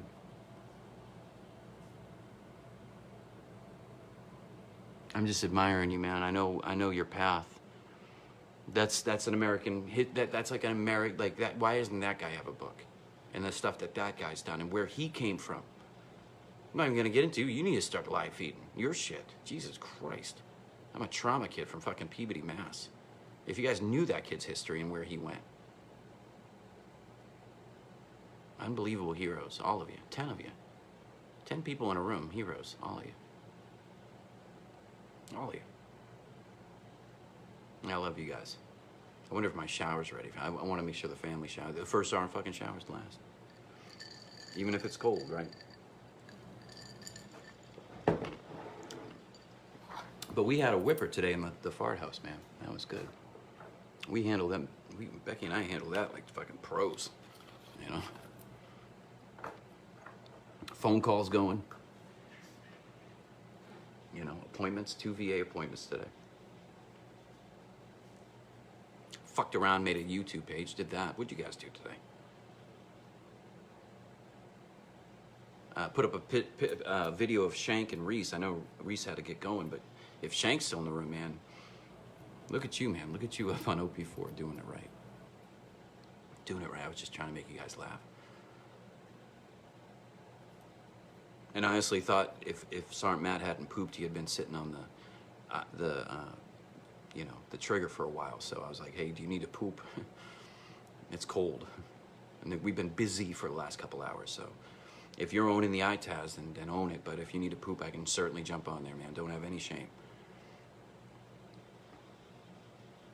No, I kept in Dubai. I kept at least one. So the dream is, guys, I'm trying to do it. I've had so many dreams. I kept one uniform so I got BDUs to DCUs. And then back to the BDUs that we put the flag on under our patch. We did that for a while. That was neat. This flag isn't that whole, whatever. It was neat. It was lower. And that only was just a little bit. And then we all had to move it, the way we moved it. But in Afghanistan, didn't it seem like it was all fucking up for grabs anyway? Like, is that a CIB? I don't know. The guy tried to fucking make a CIB. And they stapled it on there, so I guess that's good enough for now. So I got some of those, Dewberry, where they're like Afghanistan-made 10th mountain patches. Who's got that shit, guys? Because when I go up to Triple Deuce, I'm bringing them. I know I'm committing early, guys. But I've been carrying it, and it needs to be back with you guys. But I kept, obviously, I hope you guys did too, the certificate that First Sergeant Stelfox and Captain Manor gave us. They flew the flag in Kandahar. So I took that when they gave it to us at the end of the deployment. And I put the certificate away and framed it, and it went into a box until 4 months ago. So it's been sitting in a box for a while. At least that one was. Or I didn't really put too much stuff up in my career, guys. I just didn't. I didn't care. I wanted to, but I just was so embarrassed by it. I was just embarrassed. I didn't think I did much. Doesn't that suck? I punished myself for 42 years. Because it wasn't about the ribbons for me. I wanted the cool shit, obviously.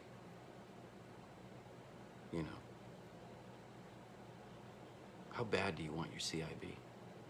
If you're like me, and if you're like you. How bad do you want it? I know the hunger before it. So I respect the hunger now. The system breaks if there's no longer hunger, but, where's our hunger at?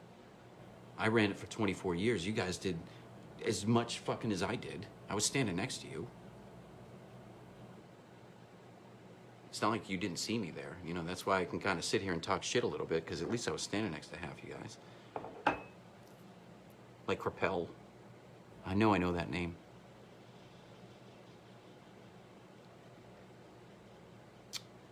Crapel. I'm sorry, guys. To catch you guys up, my fucking trauma head, man. My brain did a dump. I woke up about five or 6 months ago. And I just woke up and I started talking. I started telling the truth, and people started to listen. So, to think back of your hunger for the CIB, I try to do fun shit. Fucking Liam Ingle is a fucking American hero. 100%. And a great guy. You want Liam's around you. You yearn for it. You feel safe. You feel loved. You feel respected. It's a relationship. And he was my team leader. And, idiot son's home. You start thinking about that. So we got in our first tick with, and things were chaotic, as they always are, But we were good. We were patient. I like that about us. Because we could take a fucking punch. And the way we changed it around, the brilliant minds out there that did it, I just fucking acted upon it. We stood and fought. Fuck that. Fuck running. Fuck that. This just became Fort Drum, guys. This spot, they decided, this is Fort Drum. We own it. This 10th Mountain. The Tomahawks are here. Fucking get on it, you know what I mean? Ain't no excuse. Because you love everybody so much that you just drive each other further and faster. So, bullets flying. I ran past a fucking couple trucks. because I wanted to go see Liam and congratulate him on his CIB. So I fucking ran up to his truck and I fucking looked at the window and I fucking banging on it and I'm smiling. He just looks over at me. He was on the radio trying to work some magic. He just looked over at me. I'm like, just fucking roll down the window, dude. Just fucking roll that down. Just roll that down. I was like, fucking, you dropped something, bro. And I fucking leaned over and I picked up a rock or whatever and I handed it to him like, here's your fucking CIB, kid. And I ran back to my truck. So that's the badass thing that fucking Liam Engel did that day. Because I was standing right next to him. And he earned his shit and I got to see it in his eye. So I know how bad you want it when you don't have it. They're heroes to us. You just want to know. You just want to know. Do I have the minerals to do that? And you think about that. So if they gave us 20 years of war to fight, you know, imagine how hungry you're, or you become an addict. That's the thing people won't understand. It's not because it's like, I'll give you every taste of it. I'll give you every smell of it. I'll go back in a heartbeat, guys. I'd go back in a heartbeat with you fucking guys. They don't stand a chance.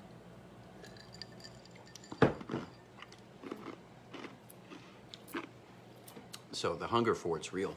But once you put that dopamine in people's system, you start chasing it, and I chased it forever. While shaming myself through it. While feeling like shit, you know. But while standing next to the greatest American heroes I've ever seen.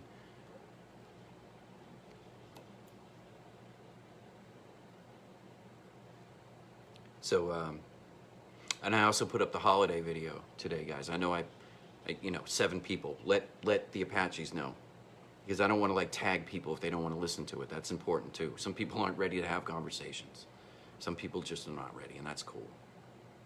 You know, you just got to make sure that, let them know that 300 meters target's still out there, buddy. You don't have to always shoot 36. You can try. And then, you know, what happens is you get worried about those fast Freddies in front of you. Like propane tanks going up. All of a sudden you're concentrating on the 300 a little bit. And you gotta look back at that fucking 50 and that'll still kill you just as deadly, right? So that's the philosophy behind it anyway, if there is one. There's better books written about it. On Killing, it was a great book. On War, great book.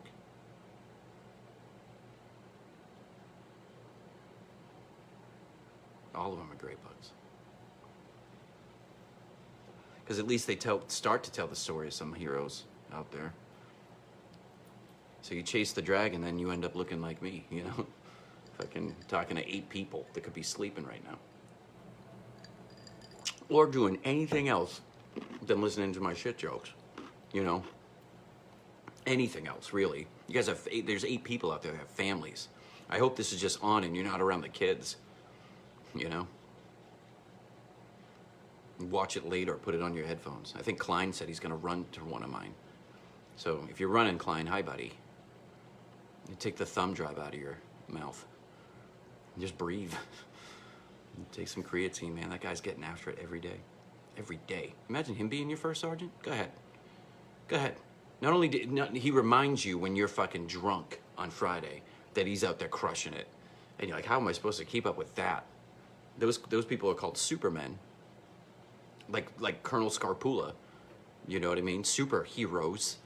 You know, where did you come from and why are you this awesome? The guy was an NCO, guys. He knew. He knew. He understood. And he didn't let us break the line. And that was important for him to do. Because there was some strife there. So he didn't let it. Hey, he was fucking all about Ranger. And then you just get into the work. And then what he was saying in the very, very beginning, like, man, that seems like a lot more work to do all this. And then you find yourself doing awesome stuff. I'm like, oh, and I get to jump into Lake Lanier. The water temperature, guys, was like 82. And you knew my shit wasn't gonna work. Nope.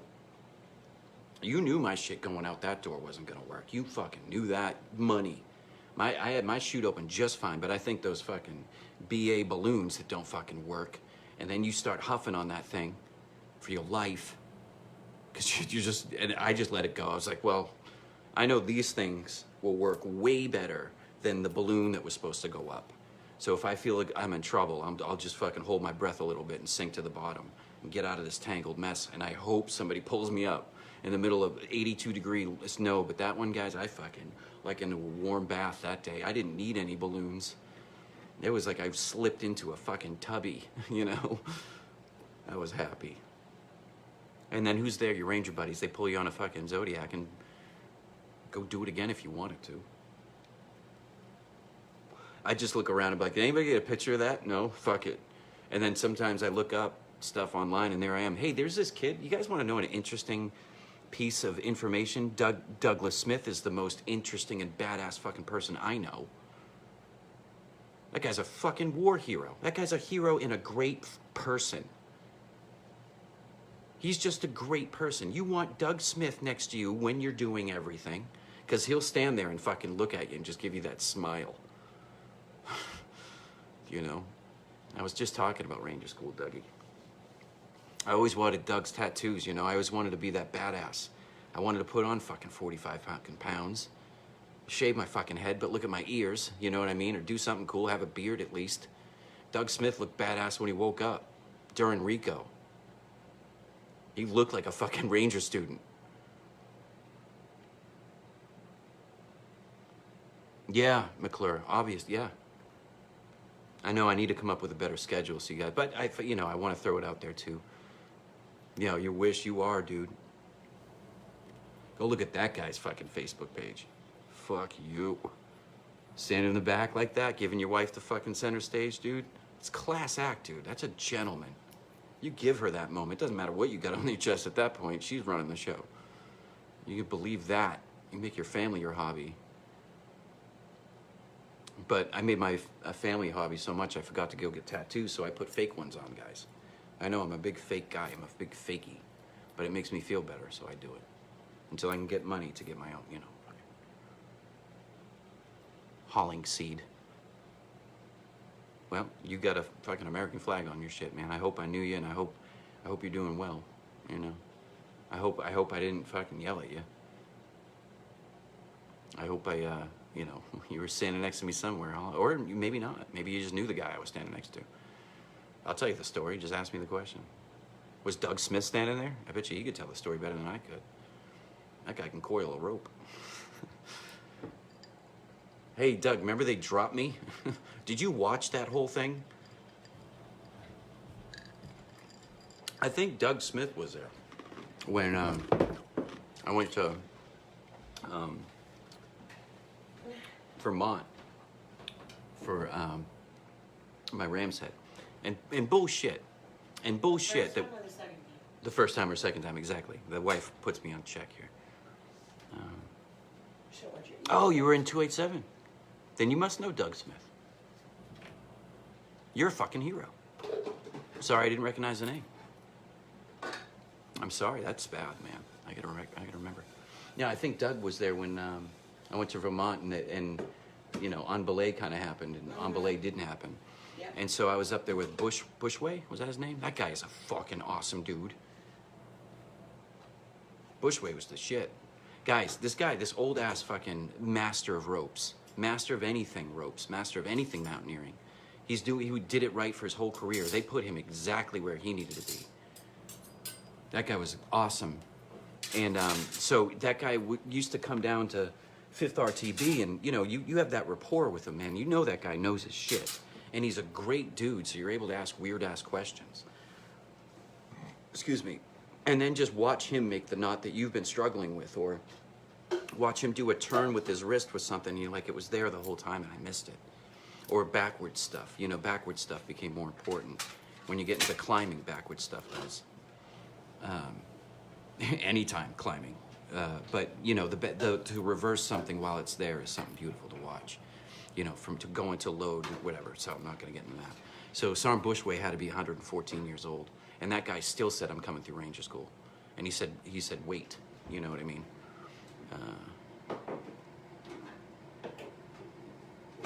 Thanks, McClure, man. Even if they say I'm not a BAMF, my wife's a MILF. That's the only acronym I know. Ryan Thomas is watching. He's an American hero. So you'd go to this awesome school, man, and my only argument, Doug, later on, I magicked myself my own fob, and then I magicked myself in front of the sergeant major in the Army.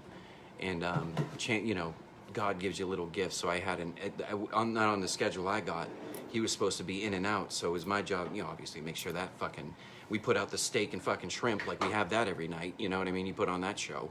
Everybody's standing there in equipment, and the sergeant major of the Army's like, what are you guys doing? You guys are all in riot gear? What's going on? Like, he's got to be caught up. So we were at our own fob, so I had his whole schedule, his itinerary. I had the boys and girls ask some questions that were out there, and they asked legit questions. I was standing in the back like I was going to yell at them, but I just wanted them to ask the stupidest questions, guys. Because right after you guys were done with him, I got 15 minutes with the sergeant major of the Army by myself, sipping a macchiato, waiting for his bird to come in. And he shooed his little PSD away, so it was just me and him in that cafe. I took him outside, and I lit up a goddamn cigarette in front of the sergeant major of the Army because I was having a macchiato on my own fob. Welcome, sergeant major of the Army.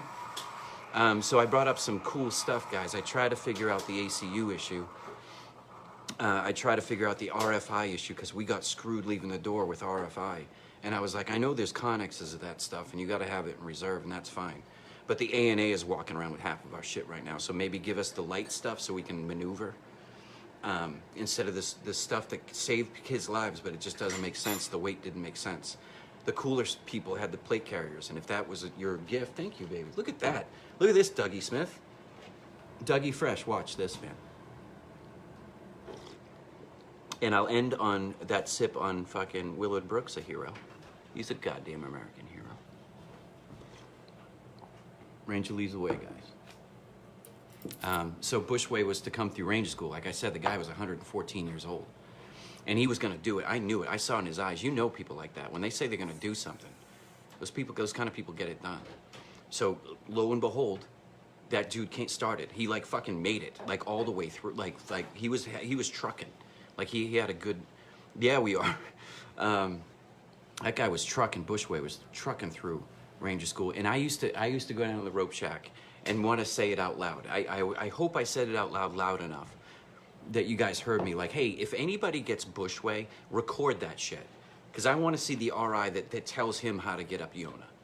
And maybe fucking, you might want to get out your fucking Ranger handbook and go over your notes while fucking Sergeant Bushway takes these kids up Yona the fastest we'd ever seen it get done, because you know he would have shown off. And I was waiting for that moment. I think he got hurt. I think he cut his hand on some kind of like a tuna can. I want to say it was a tuna can, but I know that he didn't get tuna in Ranger School, so it was something stupid like an ammo can or something.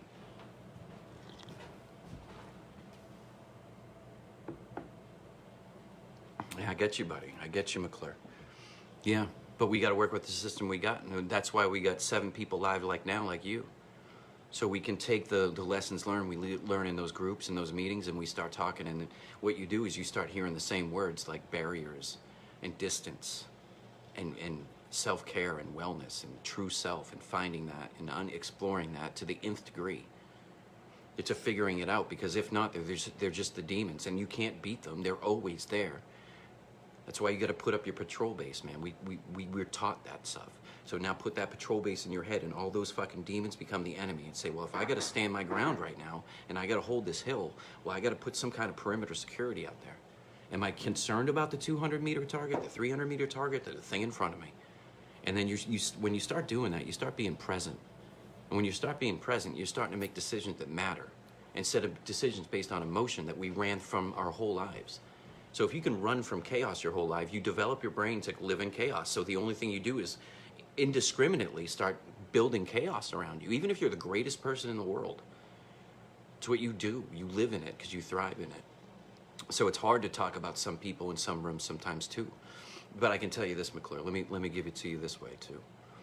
You know what I mean? It's tough to talk to some people sometimes because they abuse the system, and that's fine. You know, that's where we're there to clean it up. We don't bitch. We make it better than when we found it. Because they have a lot to learn from you, McClure. Trust me. You're an American hero, and so are they. But they don't know what those boots feel like. So you listening to their story and having reflection on that stuff starts to peel back the layers and say, man, we're all traumatized by this stuff. You know, some people we need to kick out, obviously. That's why there's a peers system. You fucking peer the fuck out of your peers. If you're being a knucklehead, we'll keep you around. But if you're a knucklehead too long, you gotta go.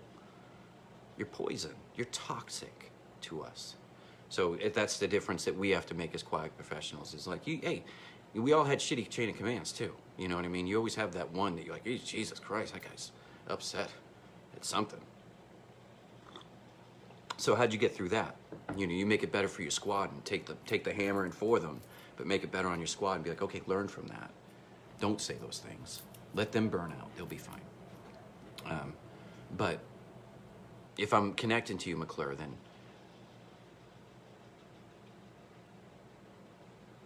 yeah, well, you have to take what it is, man, McClure, man, because I'm going to tell you the secret right here, too, Betty, you know. With the person you met in Triple Deuce, man, I had a lifetime of that shit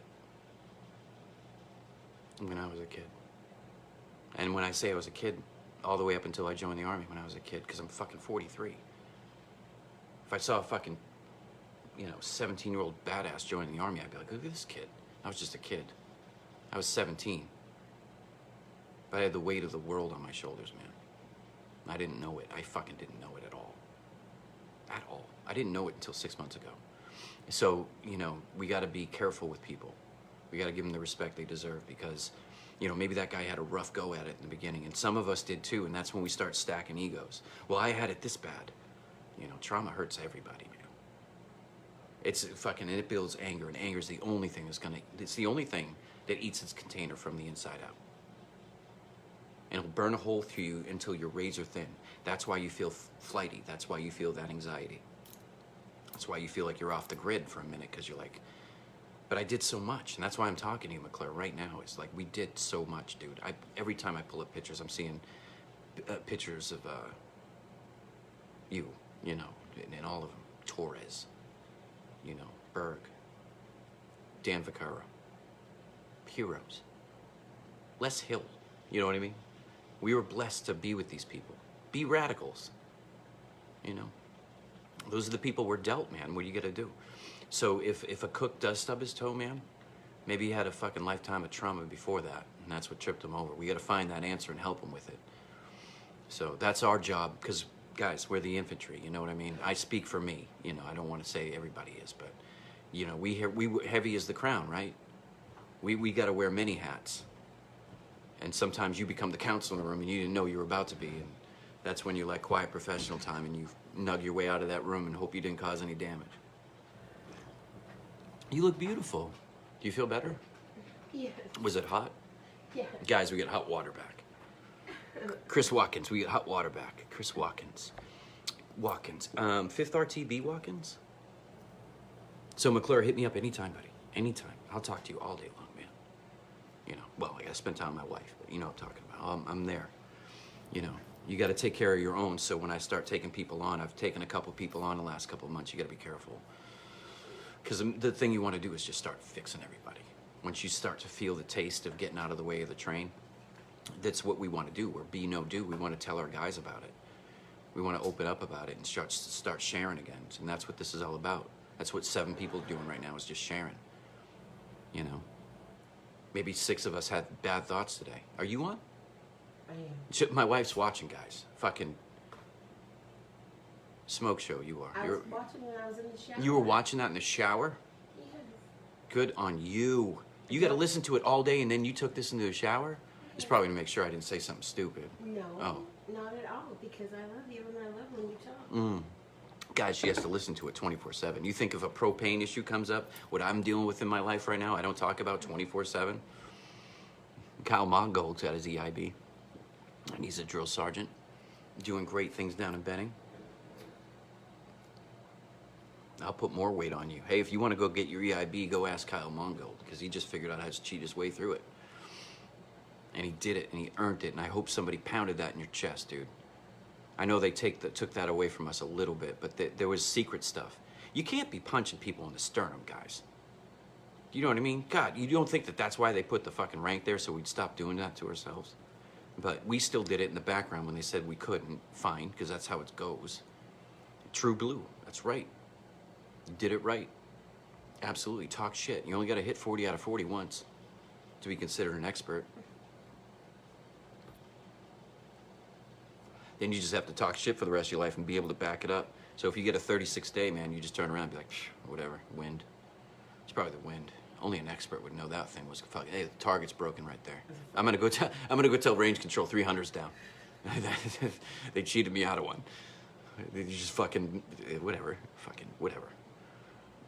You know, fucking whatever. First sergeant got a fucking 23. Yeah, first sergeant's fucking tired, man. I'll shoot when it counts right. You know what I mean? You were holding your weapon, stupid, and I got 23 and I was sleeping out there. I think I fell asleep during fucking, watch your lane.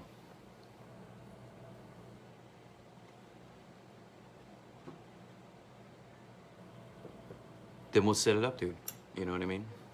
We'll set that shit up, man. That's what we do for each other. Because it's on me and it's on you and it's on people like good people, man. Good people. I wouldn't want to throw people's names out, but I know you know the one in the platoons that you can just start instantly fucking like, hey, man. And start talking about propane. That's what you got to start doing. You know what I mean? Lump on propane, then put, the trauma on top of that, and then your world seems stupid. You've always been true blue, McClure. You were so true blue, your fucking Dodge Ram was blue. Greer, Nathan Greer.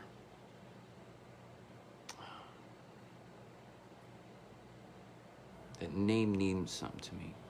A lot, too, Greer. But I also had some kick-ass greens, too.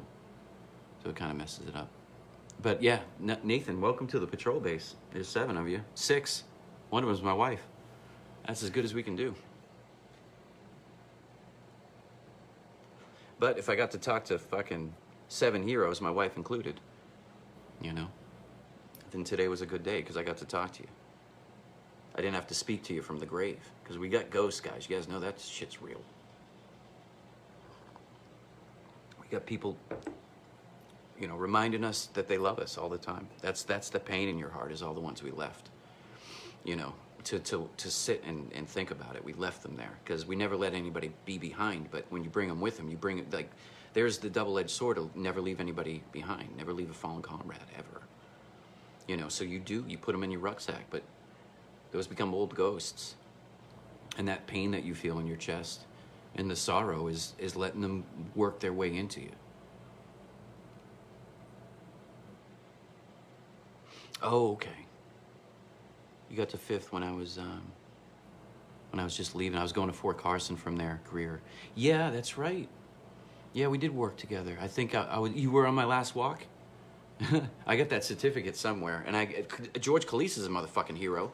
He built me my 5th RTB thing. That's the only thing I hung up, guys.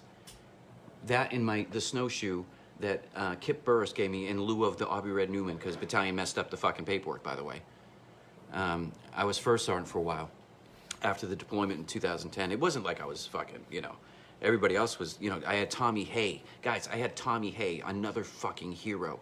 That's one of the best dudes I've ever met. You know what I mean? Joseph Watts is a fucking rock star. Hands down. That was that time. I was, moonlighting as a fucking first sergeant for a few months. After I had Nova, too. There was a lot on my plate, and I just buried Ren. I just buried him. So I had a lot on my plate. So when I was the first sergeant, I think Captain Branner was his name, I think. Because it went Captain Rutherford, then Captain Branner. And I got Captain Rutherford's assumption of command orders because, they didn't think I was going to hold it but for 2 weeks, and then a couple months went by. They had to start assigning, authority to my position so I could, move some NCOERs along and stuff. So they opened the books up to me, and I became the fucking first sergeant, a triple deuce, man. Who gets to fucking say that, man? That they led a bunch of warriors in triple deuce, man. Who gets to say that? Who gets to cut their teeth when they're a fucking young specialist with them and then become a quasi first sergeant and give them a pig roast on top of Thompson Hill because that's what you do. I bought a fucking pig. I went down the NWR and I got like 90 grills. And we had to clean all that shit by the next morning too when it was over. But man, was it worth it? I hope so. I was taking care of Nova that day. And I was so proud to be walking around with her, You guys saw First Sergeant pulled something together with some brilliant minds and a bunch of NWR money. Hey, you guys know that on Triple Deuce Day, I lost the stereo because I volunteered to set up all that shit. So they had the raffle that day. I'm not sure what Triple Deuce Day it was, or a org day, or something where pies are thrown around and hundreds of dollar bills are getting fucking, you know, I'll throw one at Sergeant Dunn's face. And nobody ever came after me, really. I don't know why. Make money off me, man. The only thing I didn't want to do is skits. That was my line with you guys. I've been doing skits the whole fucking time. I hated them. You and your motherfucking skits. Guys, I'm not here for your entertainment. Watch me fucking try to do something Army. You'll laugh your ass off. You don't need me to do a skit. Guys, have you pulled up the JRTC bloopers video? Me and Liam Ingle are in that. Watch me. Guys, 9 of you. Go fucking watch it and then tag it on this stupid YouTube thing. But I'm in there. Watch. I fucking stand up and I'm like, man, I hope the cameras didn't catch that one. Because I fucking bit it. I was like, Liam, watch this. We were getting hit in ambush. I said, we're going to fucking maneuver on them. They don't think we will because they're so far away. So I started running through JRTC with Liam right behind me. And you see me, I fucking bite it. That was in like, so when I went down to work at JRTC, they're like, oh, we showed this video every fucking, it was a couple of years ago. It was 2000, whatever the fuck.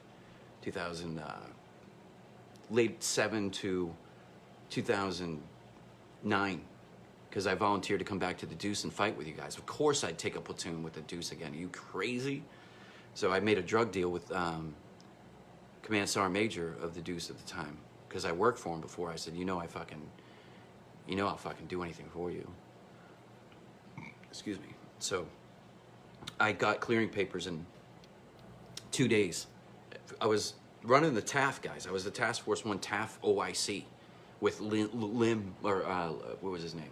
Lem, L-E-M. Funny story about Lem. He was also Captain Bowlings, my company commander in Kosovo in 141, and Captain Billington, who's down in Fort Lee, Virginia, still cranking them out, doing good shit. They both knew Lem because, you just rotate through these positions sometimes in life. But it's funny that, Lem was able to tell them stories about me before they even met me. And I was like, oh, and everybody I just throw in my fucked up ERB because S1 can't get that shit straight. And I never did it. I blame them, dude. But at the end of my career, I count them. I watched the process. Asked the S1 nerd in Fort Lee the day I brought up 15 fucking awards or whatever, 7, 12. It doesn't fucking matter, dude. What happened was you get it in triplicate. And then you're going to think that, well, triplicate, it says that they give S1 a copy of it. So it might as well fucking work, you know what I mean?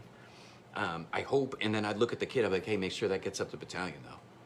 Because they might, lose it on you by mistake, even also ever. Sergeant time training, S1. So, I had a box full of awards I never put in. They never made it to my ERB or my fish file is what they used to call it, or my fucking board file. So I was doing that stuff on purpose because I felt the most you can make an impact in the Army is the fucking platoon sergeant. Because you get a good fucking first sergeant, then watch the fuck out. And even if you get a first sergeant who's not ready or burnt out, you can step up and then they see that you're ready to take that position. Even if you volunteer for all the fucking stupid shit. If you can guard $1 million shitter on Fob Tillman, then I bet you I can take your fucking platoon and roll around Afghanistan. Watch this. So Lem was a key piece of my career because he kept following me. People would say, oh my God, you're that guy.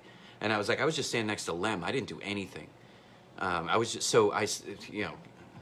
10 stories ago, I had to, help the colonel build his brief because I was building the AARs at the end of the rotation for everybody, So I did get the honor. They did select me to be General Petraeus' OC. That was an honor.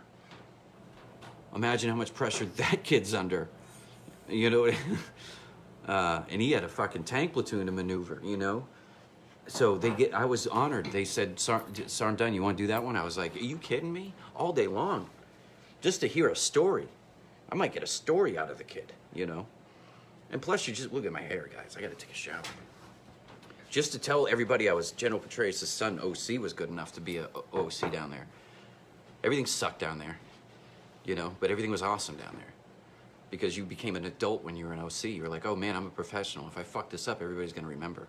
You guys know I was at a bar one time, back in Watertown, and I was just having a fucking beer. It wasn't like I was drinking hard or anything. Just having a beer with dinner or whatever I was doing. A game was on. I think the Red Sox were on. I just wanted to go to a bar and watch the Red Sox. So we're sitting there, and I'm with somebody. And fucking, these two little kids come up. And like, oh my God, you're fucking him. And I was like, oh no.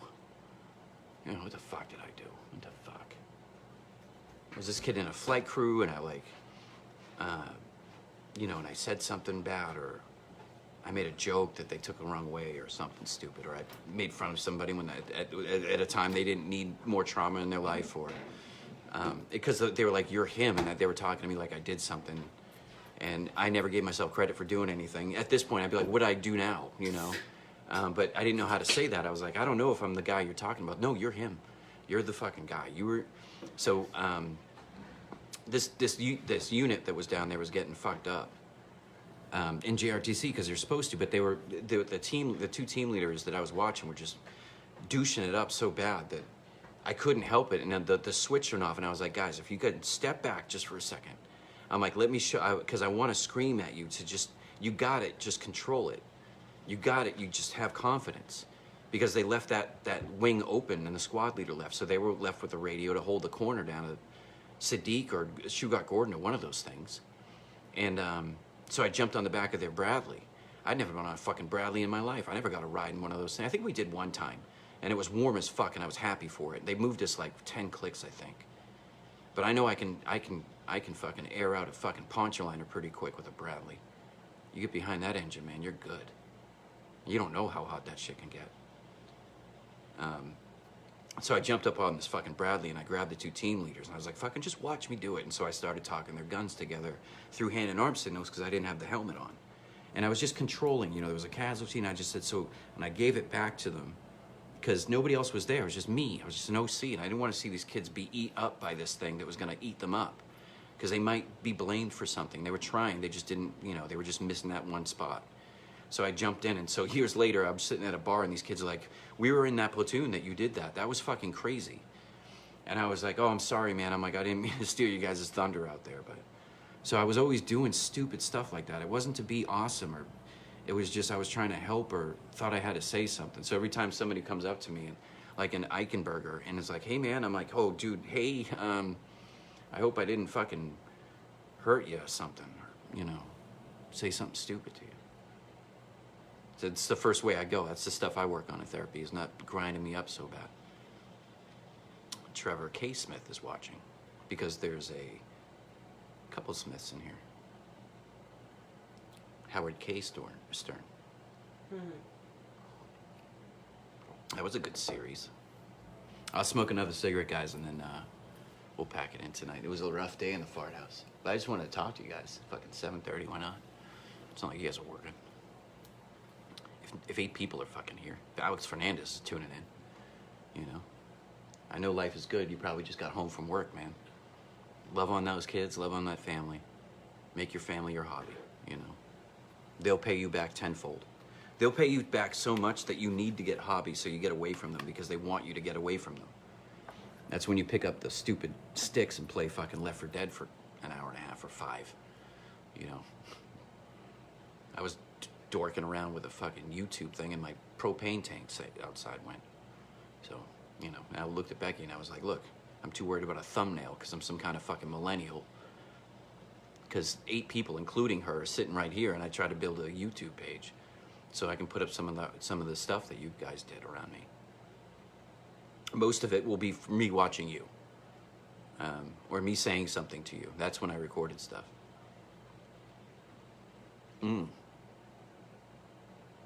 I don't know if it's Barnes. I don't know if it's the time I shit myself during a urinalysis, like standing there too.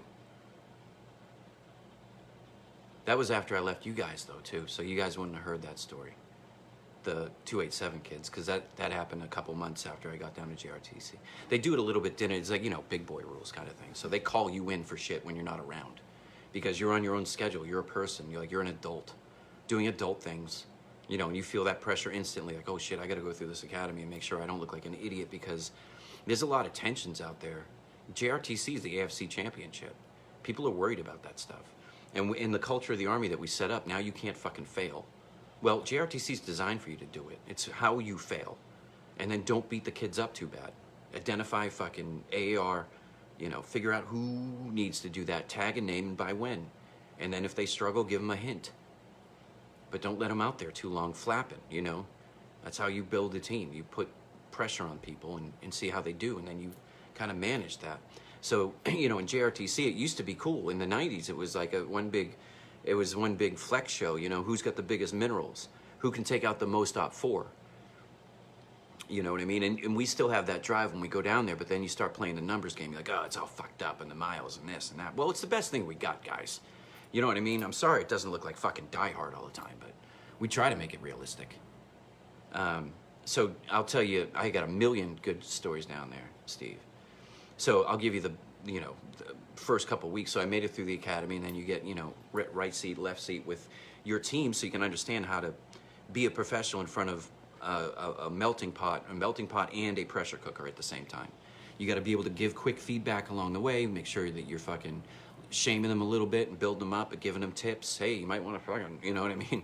You know, observer, controller, and trainer at the same time. So there's levels that you have to get into a Sergeant First Class's ass about something, because he's making excuses. And you know that's just going to get him in trouble later on. So you try to, you know, like very politely say, it was a way to do it, and I'm proud of you. But, you know, a lot of things missed here because we should have checked that before we left the wire or something. Like, you just don't, you know, you just kind of want to. And if they give you pushback, then you got to be like, okay, man, I'm just, you know, it's just a way. That's where hey, man, I'm breaking off from the conversation. What you did was an a way. What I'm going to do is let my colonel talk to you about it at this point, because I'm going to give direct feedback. Hey, he was a little hesitant to a little mentoring out there. I'm just saying hesitant. I'm not saying fire the fucking guy.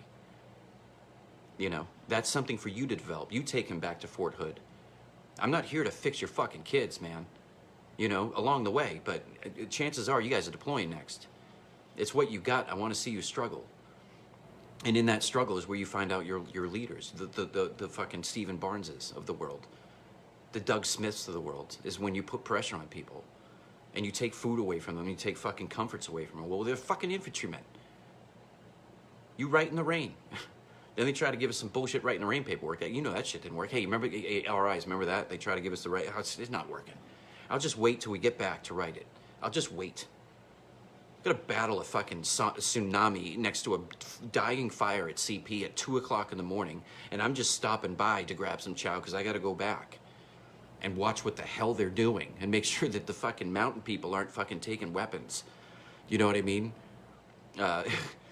I didn't ever pack it. I didn't ever pack as an RI, but I knew my fucking friends were. There was some creepy people in those mountains, the God's people, but you know, you gotta get used to that shit fast. You see a guy that looks like a light bulb on top of a hill waiting to collect brass. There's a whole fucking other part of the world of being an RI. Because all the fucking Ranger students are fucking tired as shit. They don't know that a ghost is standing there, but you do.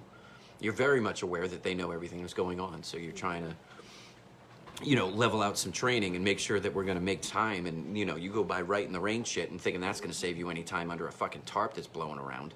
You know, I mean, RIs get a fire, but fucking shit, we're still out there. I need a fire, because I'm going to do this shit again with you guys in about 36 hours or less, because fucking back-to-backs, right, guys? You know, Celsius. You know, it's cold, too. Our eyes get cold. You want to know why? Because we can't fucking wear shit, because we got to feel the pain, too. And I made that shit clear to myself that you'll never fucking bundle up around these kids. You got to be with them. Just because you're going to go home and love on your dog, because that's all I had at the point. When I was an RI, my world fell apart. My whole world fell apart. It all caught up to me at once, and I was like, Jesus, and I'm an RI? So I had to figure that shit out. And I had awesome people like fucking Willard Brook there to remind me that I was somebody before I got there, and Doug Smith to give me a smile, you know, and I can look up to fucking people like Barry, who's a fucking American hero. He can wear a beret like nobody else. Then what was that kid's name? God bless if I forget that kid's name. I am sorry if I forget. He came later. Young, smart kid from Bat. That kid was fucking smart as a whip. I talked to him. Green. I was working with a guy named Green. I put a video up. I got a couple more Green that I want to throw up there if you ever listen. Or Doug. I got videos of open house of me yammering behind the mic. If you look, Khalees built that flag stand, by the way, and RI built that with his hands and put his name on it. And old Jason Wostowski let him know that it was still there, which is it's a little gift. That's like taking somebody's patrol for them. Oh shit, they're still using it? Good, thank God. Oh yeah, so when I go up to Triple Deuce, I'm gonna bring that flag that First Sergeant Stelfox gave me. He flew that thing in Afghanistan, then I flew it how I had to fly it. If I didn't have a flagpole, I just put it in my rucksack, or I fucking, you know, put it next to my chest or something, you know. So I carried that flag. I've carried a lot of flags. So that one, it has a lot of fucking meaning to me. But guys, imagine if I can give that flag back to Triple Deuce, they can put it on the wall and say, hey, this flew above all these heroes, the faces on these walls. So we can go in and start talking to those kids about how to deal with it and how to mentor each other and how to get through it, because you can't just quit. The Army's not going to stop. It's not like you can't look up videos of World War II vets with tremor face. Those guys came back traumatically fucking damaged.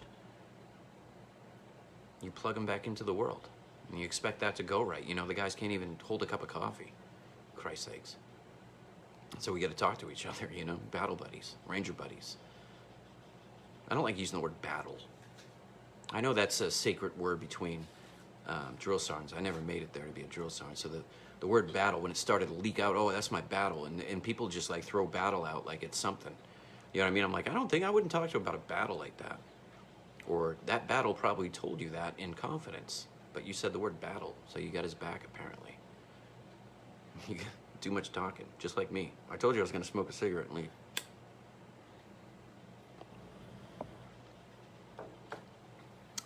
Jason with a Y too. Benjamin, Kevin, Lost. Watch. I don't know, man. So that's what I wanted to do, was start putting up agendas, because I came up 3 times because apparently I'm a fucking. I got a YouTube page. What do you have there? Is that an apple? Mm-hmm.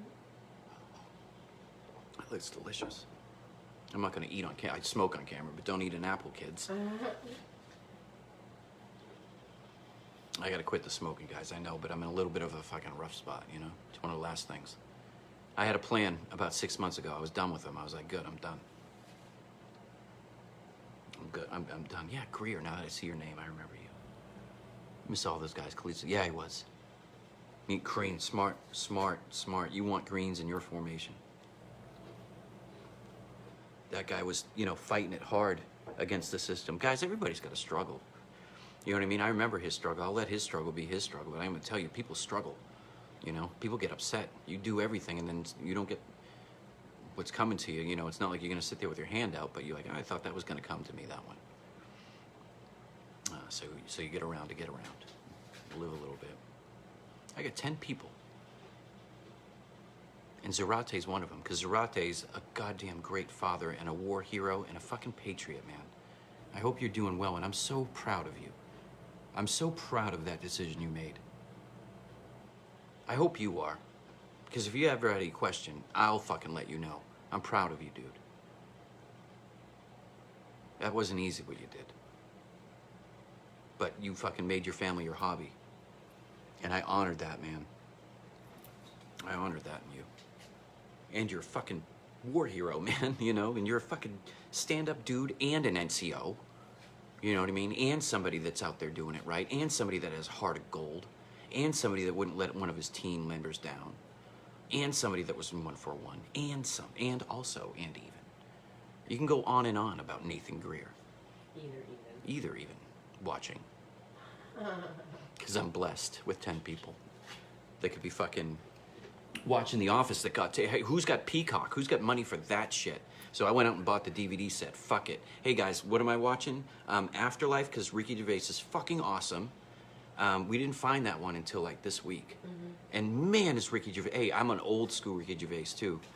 Like Carl Pilkington days. Guys, have you guys listened to Carl Pilkington? I hope the 11th person that came up there is Carl Pilkington. Because I got to find myself in a room with these people. I hung around you guys enough. It's now time to put the camera on you so you guys can see me meet these people. Because I'm going to meet Artie Lang. I'm going to. I'm going to meet Jim Norton. I'm going to. Even if I go to the show and like, you know, just like Ace Ventura, sign at the Dolphins thing. You know, you know. Hey man, I fucking love you and you helped me get through a lot of things. Imagine telling your heroes that. People like fucking Anthony Cumia, people, just funny people. Bill Burr, Joe Rogan, Jocko. Imagine, I'm gonna will myself into these people's living rooms. Because I can say that being bold, because maybe one of them will watch this. Because it's live, apparently. Bill O'Reilly. I know. It's live. I'm live. I'm alive, guys. I'm blessed. Look, it says blessed and live. Or live. So 11 of you keep on living until the next time we do this. They should want to meet me. Do they want to meet me? Hey, I'll blow up his shit. 11 people, go look at Stephen Barnes' shit. He's a fucking musician. And he lulled his children to sleep by playing piano. If that guy doesn't have his own network by next week, there's a problem.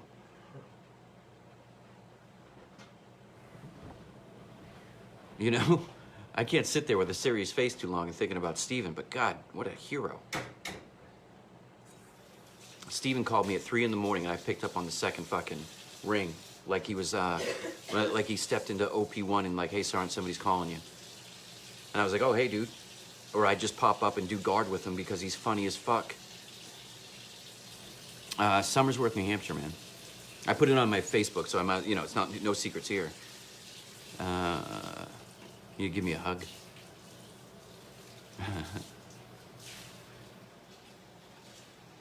You know I'd hug you back, dude. Fuck it, let's meet in front of my doorway at fucking Drum. Because I know you guys have been doing reunions, and you guys, look at this shit. I'll end up on, good, I got enough cigarettes to tell this fucking story. I watched you Triple Deuce Cats do the fucking Tough Ruck every year. I couldn't do it. I couldn't get off work. It's not even that I couldn't, I wouldn't. I would never give myself the pleasure. And I was old and broken by the time, you know, I started seeing you guys do that. And I was like, well, what if I fall out of the motherfucker, you know? But I saw you guys raise all that money, Colonel DeCero, all you guys. All you Colonel Brown, heroes, guys. Heroes out there. Primrose, Roach, all those, Berg. All, and I know I'm forgetting 100 of you guys' names, but you guys were like drinking beers and showing your medals to each other and fucking slapping backs, McClure. That's what we need to be doing, is Tough Rucks. And if we can't do it anymore because our legs won't do it, fuck it. You guys are gonna push me in a wheelchair. But I'd never let you do that. I'd crawl the motherfucker for you.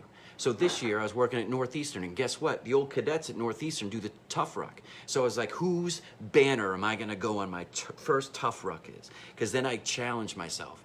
I'm Triple Deuce to the day I die, but I was in charge of those kids. So I was gonna wear their ROTC colors in front of you and say, next year I got you. This year I showed the kids that I can do it, and next year I'm coming back to fucking be with you guys. Because I ain't gonna let how many kids mine that are doing this ruck fall out. And then, yeah, he is, dude. So I was gonna give it 2 times. I was gonna do it with Northeastern and Boston College, by the way, motherfuckers, because I made it there too. So I was gonna wear a Boston College hat and be like, fuck you. But why are you wearing that hat? Oh, because I work there.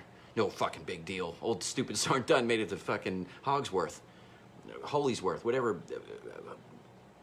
Old man mammering about jokes. Insert joke about Harry Potter.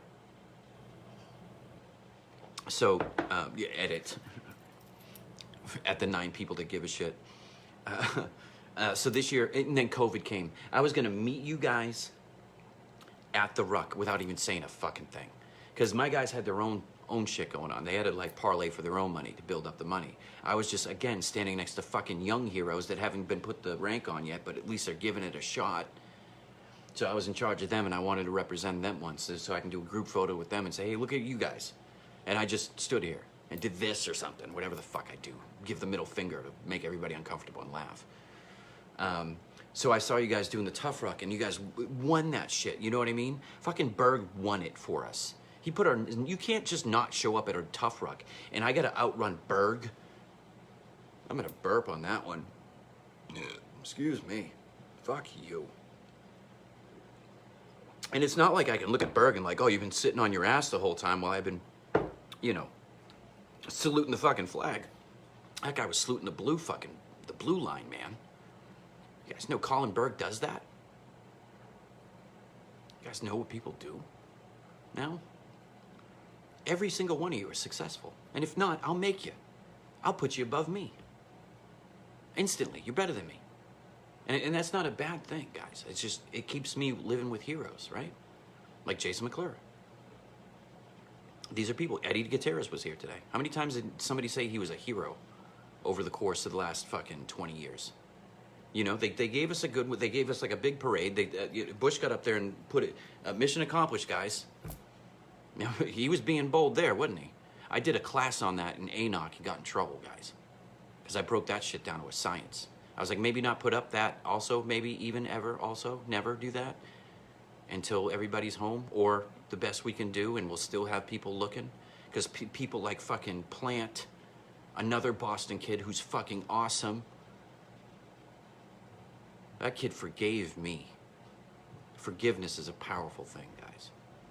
Old Zachary Plant forgave me for something I did wrong, and he knew I didn't do it on purpose. I was struggling, guys, and I made a bad decision. It didn't hurt anybody. It hurt me more than anything. What had happened is it hurt our friendship, and I carried that shit from, I don't know, 2015 until fucking like 10 days ago. It was like more like 3 months ago, but I closed the book. You call those people. You call those people. And that was one of the worst things I ever did to somebody. I don't want to tell the story. Let that be an RI story for another day. But we carry that guilt, man. You know what I mean? What's up, Barnes? Listening so the other side of leadership. Bringing some down means you were below them from the beginning.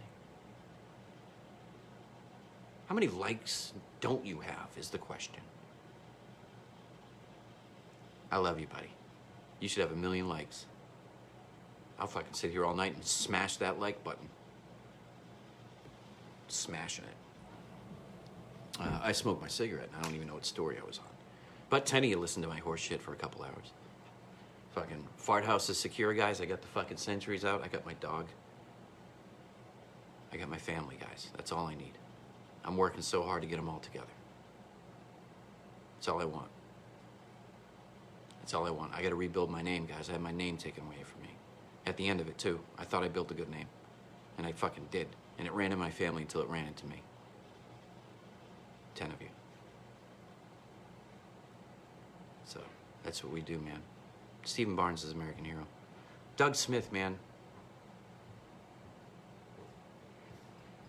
I idolize you guys, man, for going up to Light Fighters, man. I wanted that gig, too. I did. You know, we all have different paths. You know, they gave me an opportunity to go down to JRTC when you guys slid that way, so. Yeah, he played the bagpipes. You know, if you're like Plant and then say the word bagpipes and you're like, where do we hang around with that guy? And then that guy can tell you 4,000 rugby stories. And you're like, you were hitting him with your head? No wonder why you're awesome. Yeah. Look at you, McClure. See, you're on top of it. You're all over it, man. You're using those words. Empathy. You just typed it, that means you know what it is. So right there, you're in your patrol base with the word empathy. You hold empathy close to you. You put out your barriers. Hey, this is my empathy. What do I give it for? Because our job is to give all the time, Jason, you know? You're an NCO. You know, for the people that do it and do and feel it, that you shame yourself all the time because you just want to be good. Because at the end of the day, these kids are dependent on you to make a fucking decision. You know, you think you're learning about that when you're scrubbing fucking toilets and shit.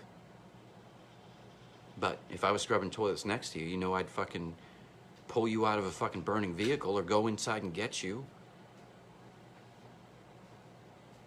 Mike Durant.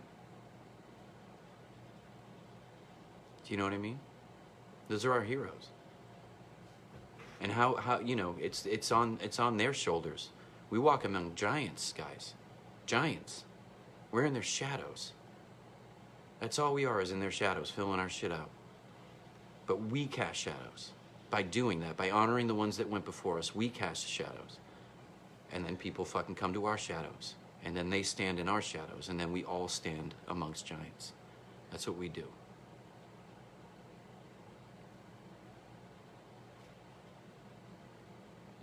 Yeah, that's right. You made it to the old guard, dude. I don't give a fuck what happened. Jason McClure made it to the old guard. And Leroy Brooks is a hero.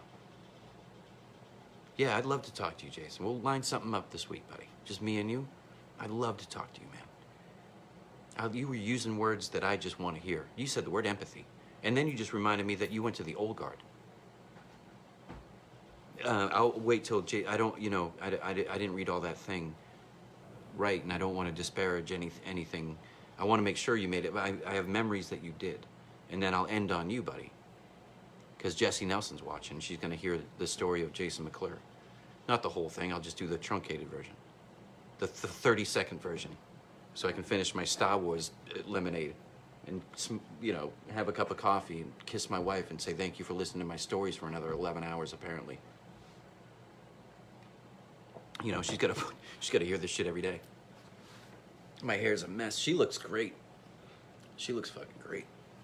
She's folding laundry, guys, and I'm talking to you guys. So she's online, so that means none of you watching me watch my wife fold clothes while I play with my hair with my Triple Deuce hat.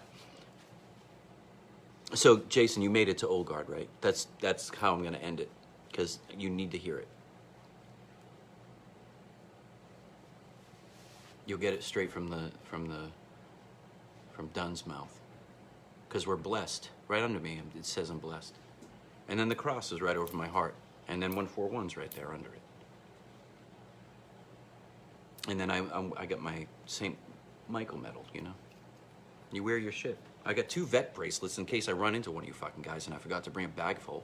I'll take them off my body during COVID. You know how weird that looks, guys, when I start handing people shit during COVID? You know, I'm breaking rules or something. I did it with a mask on. I tried not to shake his hand at first. But everybody else is touching their face and their mask at the same time, so I don't know. You know what I mean? We lived in some shitholes. That fucking anthrax put in our fucking eyeballs. Oh, good evening, man. So, Jason, just let me, you did make it to the Old Guard, right? I know, man, you got the face for it. I know that, and I put it on the uniform. I was like, well, his haircut will get him there alone. I think he's just at the fucking height. I think you're just 6 foot tall, I think. Unless they put in waivers for that because you're so badass, they like, well, we're gonna put a fucking little person in there. You know, and then market the shit out of it. Hey, you know, we sell them in fucking smalls too, the uniforms. Get one, buy one, put it in your room. Look what these people do. Honor it. It's all about branding, guys. Once I get my branding going, it's the sky's the limit because you guys are gonna buy all my shit. You know, if fucking 13 people, one less, 12. My wife's gonna buy one, so yeah, 13 people are gonna buy a T-shirt if I put my stupid face on it. Tell you to fucking love yourself. God bless America. God bless every one of you for keeping it going. I hope Jason McClure didn't fall asleep. I want to end on a high point for you, man. Because I got Leroy Brooks in the house, man. That kid can rock a little mustache. He had a little mustache. That's right. Thank you. That's it. Dude, you know what? If anybody was listening to this and they just read what I fucking did, you know what I mean? If you were to say, I did, because you did that, I did. Right. They don't just let anybody do that, dude.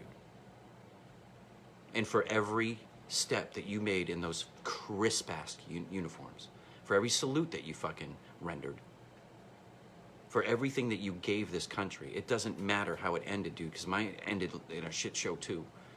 I barely got out, man. Barely. I had all that shit dangling over my head, and I fucking juked them at the last second, you know what I mean? Like that, and a bunch of Article 15s and sharp complaints and EO complaints and Article 15s and letter of reprimands, man. They were going by my head with my name on them. I got them. I got the paperwork, man. So I ended my career just like you did, in a way where, you know, I had a question.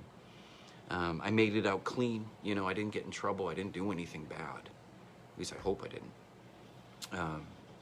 But I didn't give myself one fucking compliment the whole time. I made jokes about it, but I never really cared about myself at all.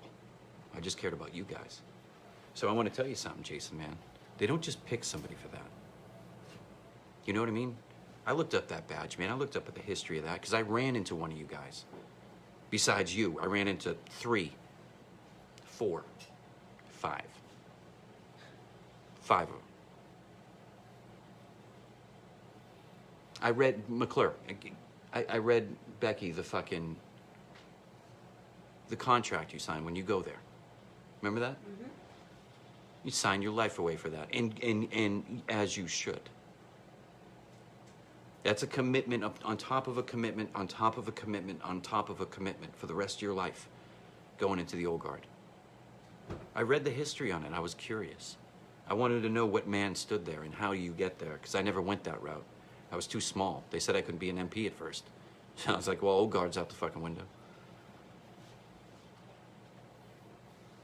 But how about this, Jason? How about when you fucking hug yourself tonight, because you start there, and you fucking wash your face before you go to bed, and then you stand back up and you look at the guy you've been cursing in the mirror. How about you fucking give him a salute, dude? How about you give him a salute? Because every salute you gave, man, meant something to somebody. Because I know every time you raised your hand, it meant something. We walk through life salute, you know what I mean? If you're trying to make it to the fucking motor pool, there's like 12 fucking... Guys, you ever fucking work at a iBolic or a fucking logistics bolic where I worked? I had to put it out there. I'm like, hey, I'll salute all of you once, but I'm busy. There's 100 of you, you know? We'll be busy saluting each other before we learn anything. So you render salutes and you give them their just due, you know? You give them their just due, you know? I watched all those Medal of Honor videos, man, because I was thinking if I could ever salute one of those guys. If I could give one back to the Gipper. You know, you might as well put all the weight of the world on that salute. So, Jason McClure, in that spot, what you were doing in D.C., for all of us, and I'm not just talking about the Army, man. I'm talking about the United States of fucking America is on your shoulders when you render that salute. So don't ever put yourself down. Don't worry about the fucking, the other nonsense. That didn't define, you made it to the fucking White House, bro. That's a heavy-handed salute. All your salutes are slow. All of them. For the rest of your life. So never ever think about the way they, you know, we treat what happens is we teach people how to treat us. And then one day we wake up and like, man, I feel like I've been mistreated my whole life. It's because you never gave yourself a fucking compliment. It's because you never dug down deep and said that it's worth all for me too. You know what I mean? Me too. I'm an American too, first. So when we come home and we don't feel too good about ourselves and we start looking around and all these people are going crazy about the stupidest things, like, hey, how about we have a conversation first? Just because you say we had a conversation and you weren't listening didn't mean we had a conversation. Make good choices, don't be an asshole. That's it. If you don't believe in God, fine. I can't convince you either way. I know he's real. I saw the guy. 1,000,000 times, by the way. He's in my fucking Star Wars cup. I'm living in a fart house. I don't have a penny to my name. My propane went off today. And I'm talking to Jason McClure. I did Dougie Fresh Smith. Go ahead, put a stopwatch on and see how fast he can coil a rope. And that's just the first thing he does before he takes a shit. Danielle Brooks, she holds it down with fucking Leroy Brooks. She loves on her husband more than anything. That's what it's about. I'll just say it out loud. You'll watch it later. You're fucking beautiful. You'll watch that part later. Mark that time. My wife's doing laundry, and that's beautiful. Because she just put on a fucking Patriots shirt, dude. Because she grew up 15 minutes down the road from me, and I fell in love with her the moment I saw her in CCD when we were like 5. I met that girl when I was a kid. I put the pictures up there. Go back. Go back. Look at her. She's a hottie then, man. Woo! But she is a smoke show today. That's the woman you put on your arm and you walk to a ball with. I'll say it every time. You walk into a room with that woman, you better own that shit. You better. You honor her. She's household 6. I call her Fart House 6 because it's funny. It's Fart House 6, man. She's the commander. Because, you know, for me to be able to say that with compassion, that girl picked me up from hell. Have you guys seen What Dreams May Come? Have you guys watched that movie? Do you know that's real? I know I don't want to go crazy, but I do have blessed unto me. That stuff's real, man. And my wife came down and got me. She came down and pulled me out of there because I was holding on to you guys. I thought that's where you guys were. That's where I was. And then I woke up and I popped up and I saw Jason McClure. And I just told everybody that he's a fucking hero. Yeah. Yep. What movie was I just talking about? What dreams may come. Yeah. Jason McClure agreed with you. Yeah, Andy played, go ahead. You feel bad about yourself? Watch Good Will Hunting. Then put my fucking face there. Right? So that's who the fuck you met whenever I met you. Jason McClure. So true. You guys know, hey, not only did he render salutes to the most important people of all time, heroes, he also sewed on all our patches before we deployed. For a reasonable price. For a reasonable price. Bradley's, like, they kept giving us stuff, and they're like, well, you got to go sew that on, because they ran us through RFI, and all of a sudden, we had to get shit done yesterday, and Bradley's was backed up. They were about to send another fucking unit over there, us. So everybody was like, well, they told me I had to get it sewn on. Every nameplate on this thing, we're fucking, what are we doing now? The cat eyes go where? Or, you know, so you go to Bradley's, and they had they have everybody in a headlock. You can go other places, but you just want to go to Bradley's. It's right off post. Jason McClure looked at it, and he started a business in the barracks. So you're already out, dude. You already got out. So it's not like not like they're going to look back at your taxes in 2002. But if you had $500 extra bucks, I don't even think you got to claim it. You might have found it. Hey, I found $500 under McClure's door one day, and I slipped it under it. Does that cover the IRS? Because that guy sold all our shit. 600 and under, you don't have to claim on your. 600 and under, Becky says. So we're all clear, McClure. Good job. We got out of that one.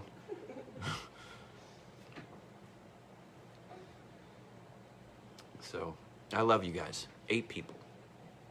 All of you, I love you guys.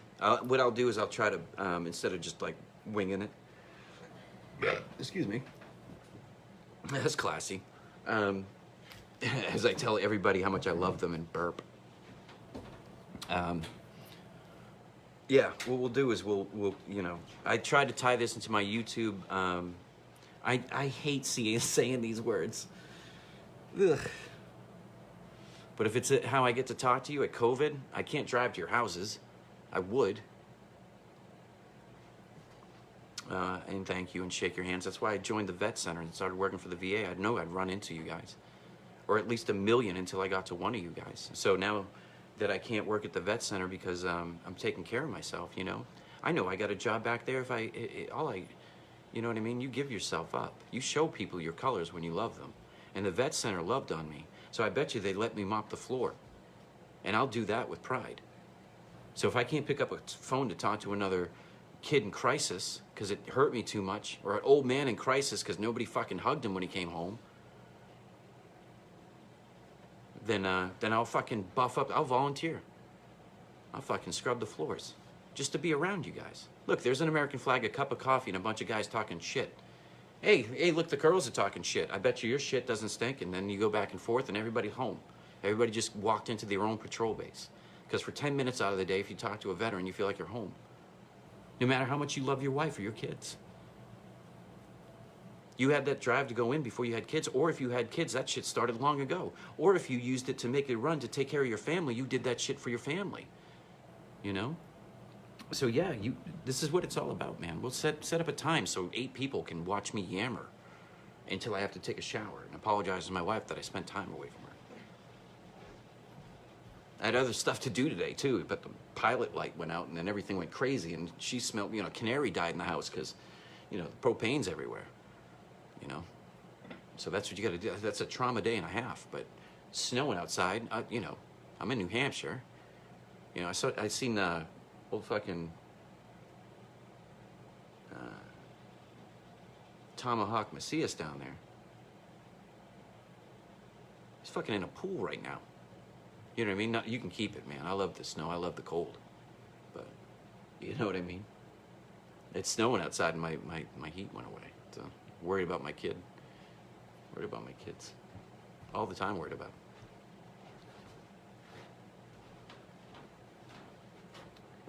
Can't marry a woman like Becky and have fucking propane leaking through the house. Right, that's, I'm gonna leave you now. Yeah, well, Oh, that's no, the last straw then. No propane? Hey, any of you guys got propane? I got a wife that wants to divorce me now over it. Jamal.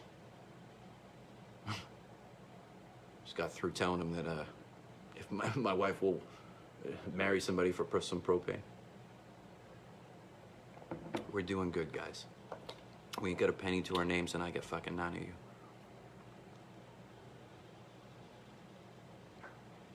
I love your words, McClure, man. See?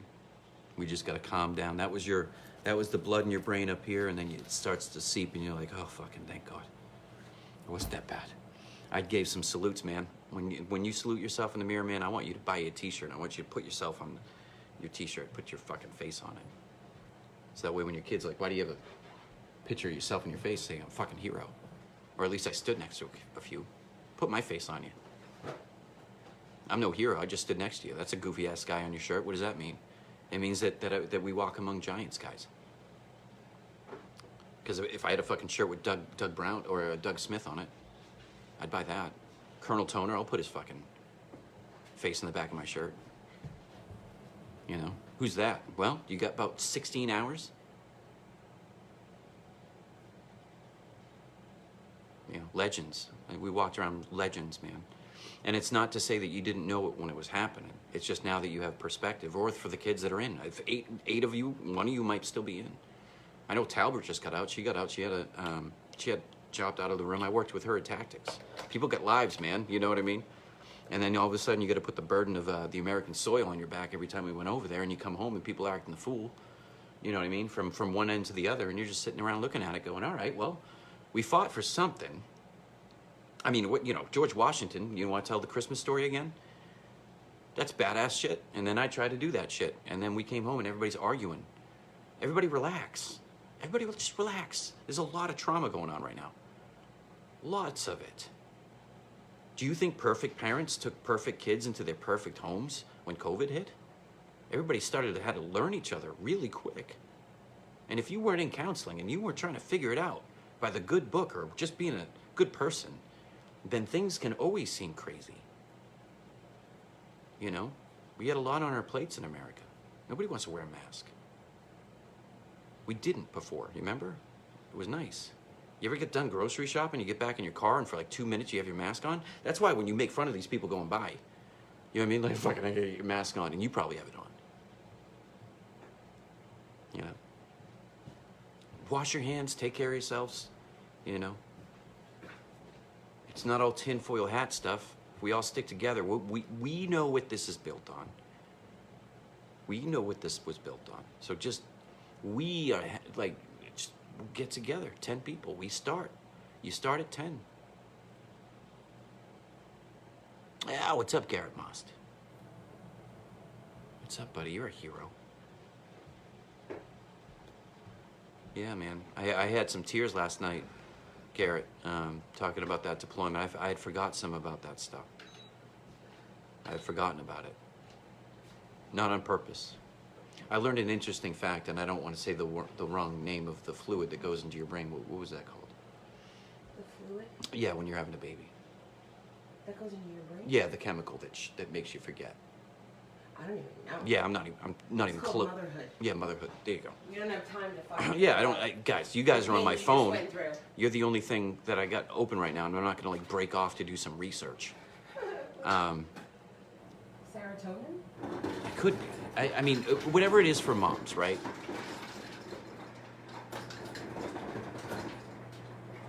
Whatever that special power is, you know, the after birth that they can forget and immediately want another one. You know, after things heal up.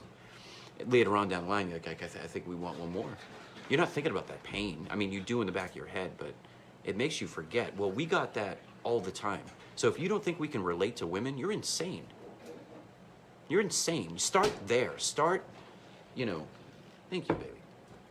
You don't have to do that. I can get up. I just didn't want to chitter chat and walk around, show you my stupid kitchen.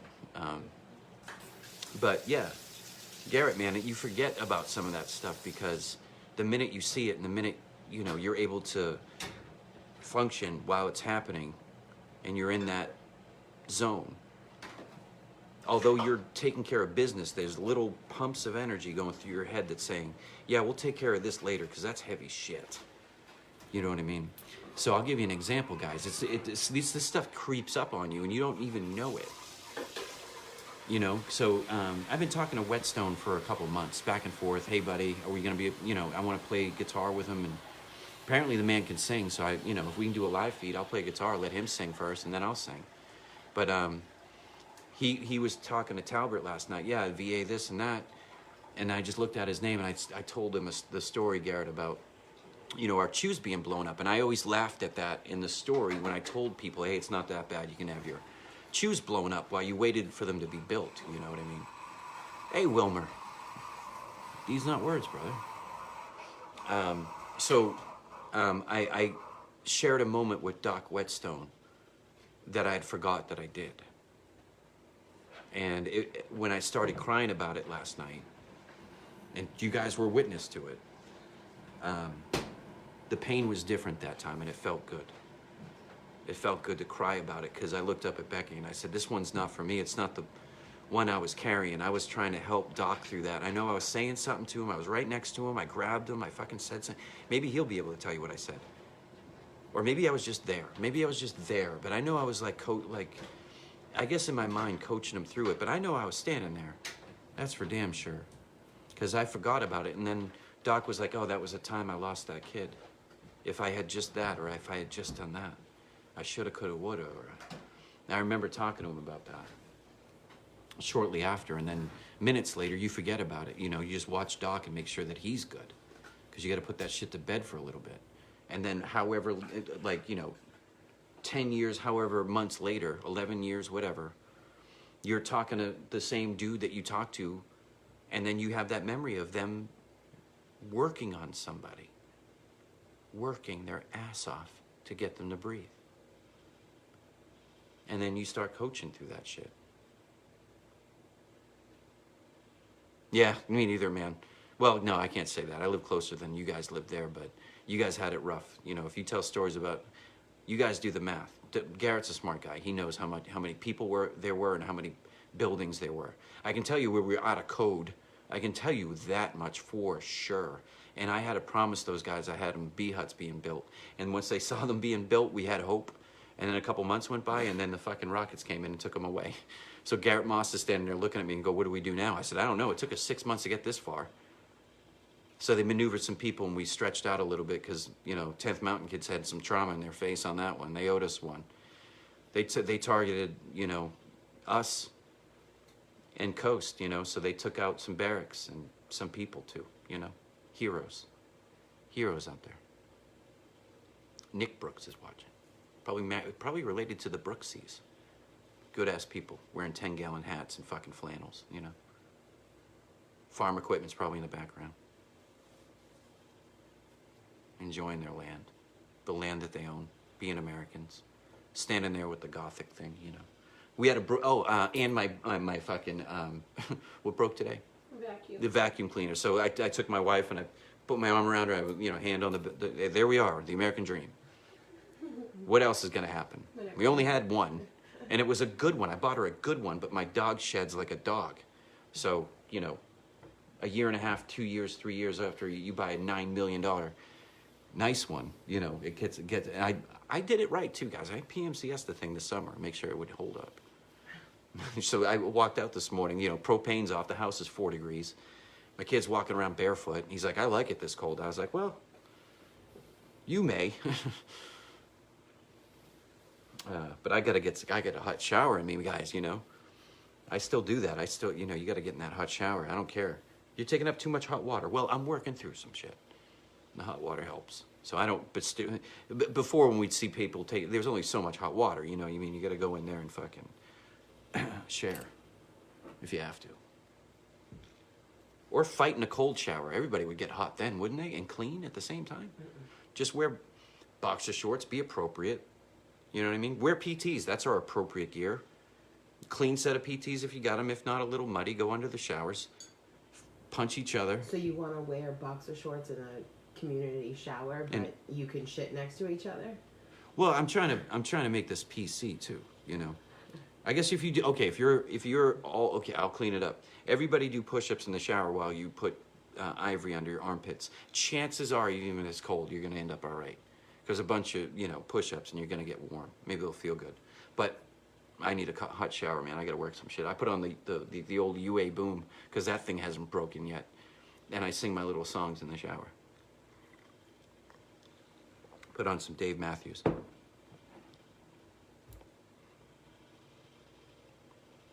Look at you. Look at you guys talking. Yeah. Yeah, well. They chase you down. I'm the one live. You're the one just LOLing it. You know what I mean? If a fucking 17-and-a-half-year-old accidentally clicks, I try to make everything like, hey, I'm going to say F-bombs, but, you know, my rhythm would be thrown off if I did that. Then I would be in teaching mode and it'd be a different story. That's why I'm trying to do LPDs for triple dues. That way I can get up there and start talking.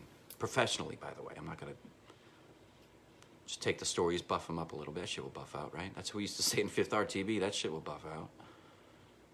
That dude was funny. That dude was a rock star. He's a hero. I love you guys, man. Oh, Ryan Hunt, look him up. I got it. Mountain Up. There I am. Plugging businesses. Go talk to an awesome dude running Mountain Up, you know? Pando stuff going. He's doing it all. You know what I mean? He's doing it all. He's working it out there, man. Yeah, 4th RTB is no joke either, man. I didn't like it there too much. I love the heritage, but you guys can work. Some more work there. Ask him about it. All right, man. I love you guys. We'll talk soon. I don't know. Smash that Nova button. You know. Stogel's here giving a thumbs up. Because he's a hero. Is that it, man? Is that what you guys are gonna get? 11. So if 11 people, if we rotate this, I'll just how long have I been doing it? Like 2 hours or something? Stupid. Almost 3 hours. You're 8 minutes shy of 3 hours. 3 hours, guys. 3 hours hanging out. How awesome is that? We got some stuff out tonight, guys. You know, that's all you can do. Yeah, I'll be a little bit more predictable that way because you guys are working through COVID. Half you guys are listening to podcasts anyway, trying to get through your day.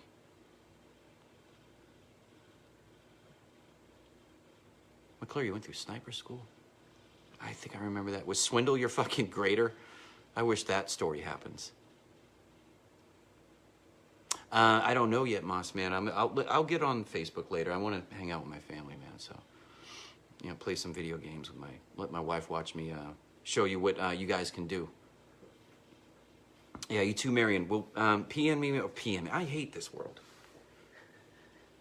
It's just easier to talk that way, I guess. I don't know. But I got to come up and see you, Marion. And I want to give you a hug. So I want to look in the eyes of a guy that's, you know, you'd be one of. I had a triple deuce guy try to come up. We almost made it, and I had a 287 guy almost come up. But I did invite, you know, I will invite you guys up here to the fart house. I just got to make sure my acres of land are secure and we're good. I'm going to build a fucking rappel tower in my backyard.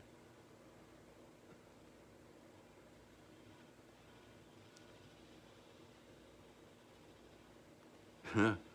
Yeah, let me get good with my kids first, man. My kid wiped my ass off in Call of Duty. He got like 114 kills. I had like 80, but we worked together. He's really good. He's really good. He knows all the little things that I watch too, so I'm able to bond with him there. And, you know, tell a story or two maybe. You know, just let him do the talking. All right, buddy. I'll be here. I'll be here. You guys take care. These not words. Fucking God bless America, right? We'll start saying that in the classrooms one day. I'll make that happen too. Pledge your allegiance. Remember we used to say that shit? Oh, that's right. Glad you said that, Jamal.